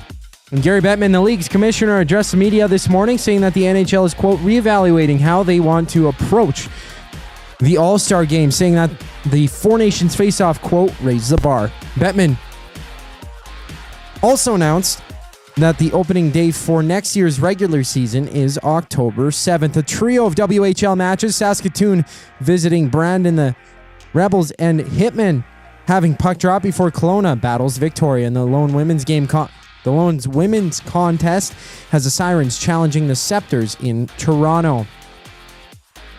On the court, there's 11 games on tap in the NBA. Dallas trailing by 10 against Indianapolis. That one 28-18 nearing the end of the first quarter. And Houston leads 28-23 over Orlando. That one just entering the second quarter. In NCAA action, it's the Mountaineers taking a 48-38 lead. That one at halftime. The final segment of the Reid Wilkins Show brings us back on the other side of the break. I'm Zachary Kubish for your sports update. Get your fix every single game with the GCL Diesel Oil Stream pregame and postgame shows with Tom Gazzola and Hernan Salas. Whether it's breaking down the starting lineup, predicting key matchups, or diving deep into the game's biggest moments, Tom and Hernan are here to give you the best insight and analysis in the city. After the final horn, get the breakdown of every key moment, performance, and player reactions. It's your one-stop shop for all things game day. Catch the GCL Diesel Oil Stream pregame and postgame shows with Tom Gazzola and Hernan Salas, only on Edmonton Sports Talk, your clear choice for Edmonton sports. Looking for a winning strategy for your retirement? Contact me, Joaquin Gage at K4 Financial, where expertise meets dedication. I will always look for a careful approach to your retirement, ensuring your financial future is secure. From tailored strategies to clear, actionable advice, I'm here to guide you every step of the way. Don't leave your future to chance. Get in touch with me, Joaquin Gage, today at k4financial.ca or email joaquin.gage@k4financial.ca to start planning for a brighter future and a more secure retirement. Hi there. If you're like me, you like to picture yourself in luxury, even though there's absolutely no way you could afford it. And if you can, well, even better. Thankfully, I picture myself in something that is luxury, but still absolutely affordable, like the all-new Mazda CX-90 from Park Mazda. With the new luxury features like facial recognition settings and quilted detail Napa leather seating, I can pretend to be comfortable with all of my proper settings activated without even touching a button, thanks to Mitch Lewicki and the great staff at Park Mazda. I like to picture Mitch Lewicki as a ninja fighting off evil samurai. Park Mazda, your dealer for life in Sherwood Park off Y Road, parkmazda.ca.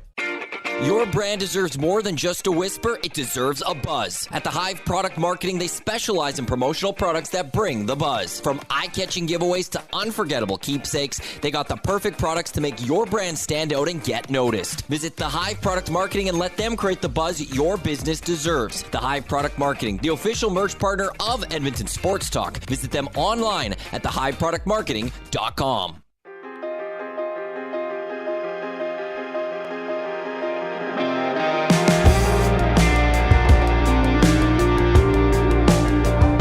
Well, this is some intense music, Coop. Is this Whale? This is Whale. They're good. I don't know if I've heard this one before. Called Closer. They're pretty good. So we got Whale and the Wolf. We got the random stuff off YouTube. We have Brody and we have North Shore. And the Heavies as our intro song. Yes. We're a very diverse bunch, aren't we?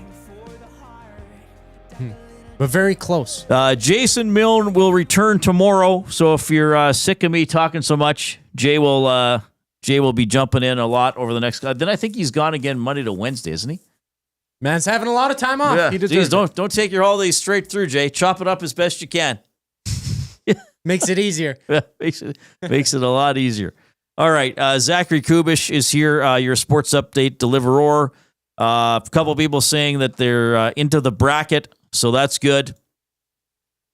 Yeah, Hersey saying just make the bracket and put it into a group. Yeah, we'll do that. We'll just make the bracket and get it into the somewhere.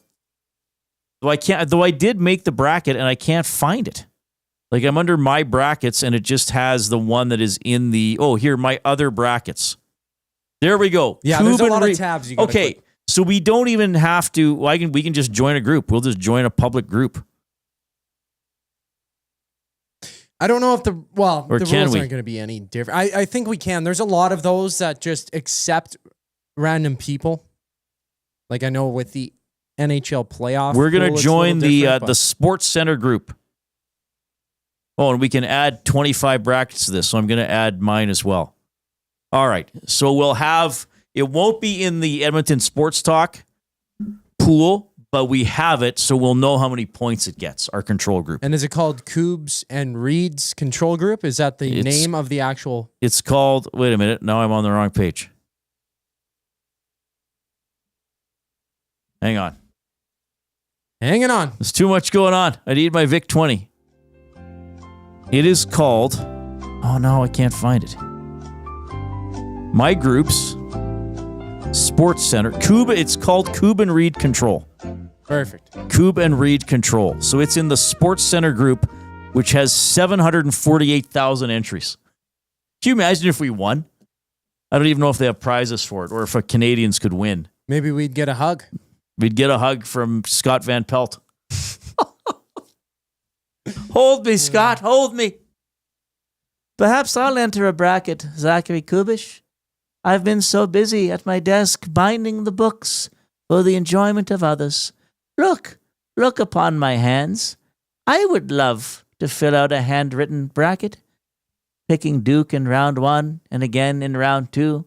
But instead I spend my days binding books for the enjoyment of others. I didn't fill out my actual physical bracket, so you just reminded me that in the office that we have one. that I still have to fill out before 10 a.m. tomorrow, I guess. Yeah, you got to fill it out, baby. Don't wait. Keep giving us the thumbs up on YouTube. Decent audience today. Slow with the thumbs. I don't know. Maybe people were giving the Oilers a thumb up for every goal last night, so they got less for us today. Thumbs are sore. Let's see if we can get to 130. But we'll do 2 words of the day because they're listener submitted, right? And we said we wanted them from listeners. Big Uke says in the Nasty Chat, if this team can successfully run Connor, Leon, and Nuge as centers, that's depth, baby. Goat Farmer says he's buying on Nugent-Hopkins playing center with Henrique as the line number 4 center. That good couple of games for Nugent. Great shorthanded goal. I realize, perhaps Tom made the point on the Oil Stream over lunch that if an Oilers goaltender allowed that goal, perhaps it would be seen as a bad goal. But, like I always say, shots do go in. And that one went in on Vejmelka. We got another limerick here. Oh, wow, you're right all over the music, eh? This is from Gavin. He has a Gummy Clusters limerick. Still in love with those clusters from Nerds. Love him more than Webster loves words. Oil on a heater, berry flavor is sweeter. Love him more than ranchers love herds. That's pretty good. And he did that on quite short notice. That's a fun one. That is a fun one for sure. Oilers and Jets tomorrow. Dash says, I need my Vic 20. Bah ha ha, I love you, Reid. I had a Vic 20. Did you have a Vic 20, Coop? What? Did you have a Vic 20? Which is? Computer from like the 1980s. No. I wonder if we could find a Vic 20. Probably at some There was a thrift Vic store. 20. I've probably seen one. There was a Vic 20, a Commodore 64. Was there a Texas Instruments computer? I don't know. Maybe there's a Texas Instruments video game console. Don't they make calculators? Texas Instruments? Does Texas Instruments still exist? I had a That's old my calculator. question. I was Texas. You had a Instruments. Texas Instruments calculator? At one point, growing up. I don't know if it worked too well. Math wasn't your strong suit. I blame the calculator. You needed a every second time. calculator to check the work of the first calculator. Yeah. Both were wrong. They both got different answers. That'd be very unfortunate for students to have an unreliable calculator. Can you use your... So, I don't have kids, so I don't know how it works in school. Can kids... When there's an exam now, what happens to your cell phone? It's starting to change a lot more. People are like in the younger age group, I guess in elementary kind of school age group. If you do have a device, they're more likely to take it away from you. I've had that a couple times where you go to certain classes, they have a pouch for your phone where you can't check it the entire duration of the 50-minute class. Because that would defeat the purpose of having an exam. Yeah. With the exams, though, if they catch you, they will give you 0 if you're on your phone, even if it's just a calculator and they know it was just a calculator. Up in the higher, like your diploma exams, you're going to get a 0 as well. So how old are you now? I'm 21. 21. So when did you first have a cell phone, like a smartphone? In grade 5. In grade 5? When I was 12, yeah. So you could iPhone text 4S. and go on the internet and all that kind of stuff. Yeah. But there must be rules in school about not being distracted and checking it during tests and stuff. Yeah, especially during tests, like they really try and crack down on that. I've had a few buddies where if they even catch you with your phone on you, like they will reprimand you for it. Really? So you have to either have it in your locker if you know that there's going to be a okay. social test in block 4 on a Thursday. You're going to have to do that, or they have a bin. And what if you have to write an on essay? Are you allowed to use Wikipedia as a source? They don't trust Wikipedia, actually. Yeah, you can't really. Wikipedia, I mean, I because use it's it. open. I use right? it during the show, but it's usually to get stats. I mean, it's, there's other places to get Right. it anyway. For sure. But if it's something like that, you need a real A historical book document or something, or like yeah. with the From the specific bookbinder, author. yeah. From the bookbinder would have. A lot of history books, I think. Do you need a book on the War of 1812, Zachary Kubish? I have a collection. I bound them myself. Come, read about the War of 1812. All right. Who's just speechless whenever I do that voice. I'm a little speechless that I do that voice as well. We got a good little rally going here with the thumbs up. Let's get a burst and at least hit 130. Jay would be quite upset if we didn't get to 130. We've had a fun show today, a lot of Oilers discussion. Syd Smith was in for a full hour talking hockey, talking ice fishing, talking Brian Hall, talking about changes in the radio and broadcasting industry, especially over the last decade or so. It was great to catch up with him. All right, should we do the word of the day? Listener submitted. Just as I predicted. Ooh, what is this? That's Star Wars. That's the wrong one. Why That's can't the we wrong use one. it? Why can't this be the word of the day? This is for Zach to the Future, which is that's on the every Hernan Friday. and My Gager bad, show. My bad. I clicked the wrong one. We got too many intros. We gotta roll it. The word of the day with Reid and Jay. That it's I'm sorry. Did I break your concentration? What do they gotta say? Say what again? Say what again? I dare you. Let's find out. English, do you speak it? Then you know what I'm saying. Then you know what I'm saying.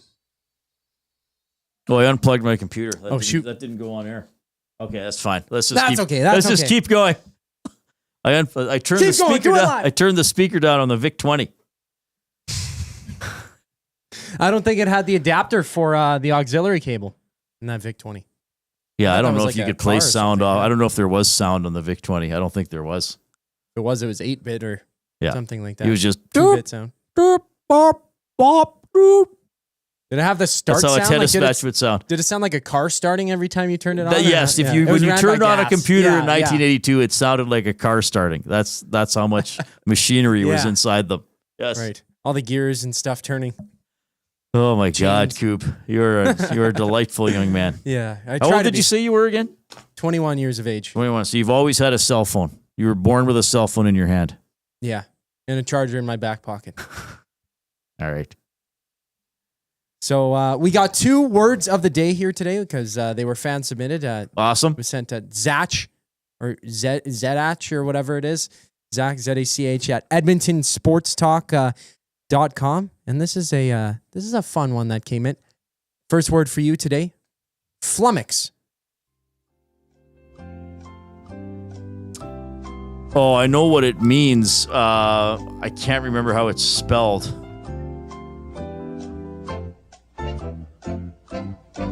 Okay, can I do the definition first? Sure, let's change it up. It means to confuse or to stump. I'll give that to you. Perplex someone greatly or bewilder. Right. So, same difference, right? Right on. That was good. How Now do you I gotta spell the it. word? I don't know how many M's it has. Flummox. I will say flummox. Oh, how do you spell it? I'll go with my first instinct. F-L-U-M-O-X. Oh, brother, this guy stinks. 2 M's. Tuba guy. It's 2 M's. It's 2 M's. And it's OX, yeah. F-L-U-M-M-O-X. Yeah, flummox. So it's rare I get the definition, but not the spelling. Usually I'll spell it and not know what it means. Right. But it's 1 M, 2 M. So it's 2 M's. I was toss up a flummoxed by the spelling of flummox. Good way to put it. Yeah. Who sent that one in? Do you remember? Person who sent that one in, who actually sent a few words. I just picked. Somebody one went of them. nuts. Okay. Somebody went absolutely nuts. Aiden O'Neill sending that one in. Good. Yes. Keep giving us the thumbs up on YouTube. We're almost at 1:30. Let's rally here, I everybody. have Dr. Oct Tell your friends. Trying to read it here. Okay. The second word of the day, vicissitudes. Oh. Vicissitudes. Vicissitudes? Or tude. Vicissitude, let's say. Because I don't think there can be a plural of this. Vicissitude. Vicissitude.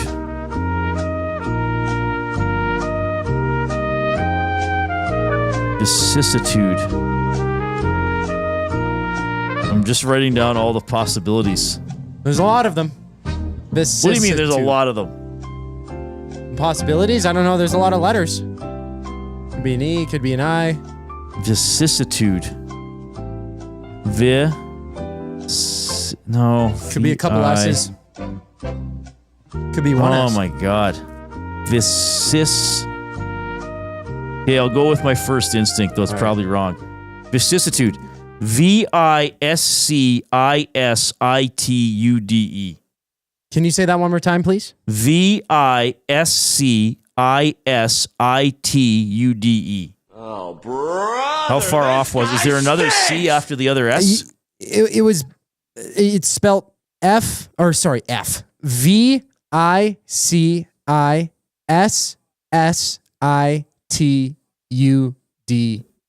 If I came up with 10 possibilities, I would not have spelled it that way. It's very interesting. Vicissitude. Vicissitude. And was this from Aiden as well? This was from Mike the Michigan fan. Oh, Mike the Michigan fan. He loves stumping me.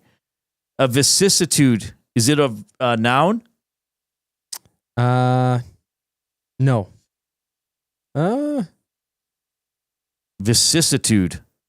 I gotta be dumb. My God. I will say this is relating to, well, I'm going to say it's relating to diseases or maladies of the intestines. Wow, that's hyper specific. It's a change of circumstances or fortune. Oh, wow. Typically one that is unwelcome or pleasant. Or unpleasant.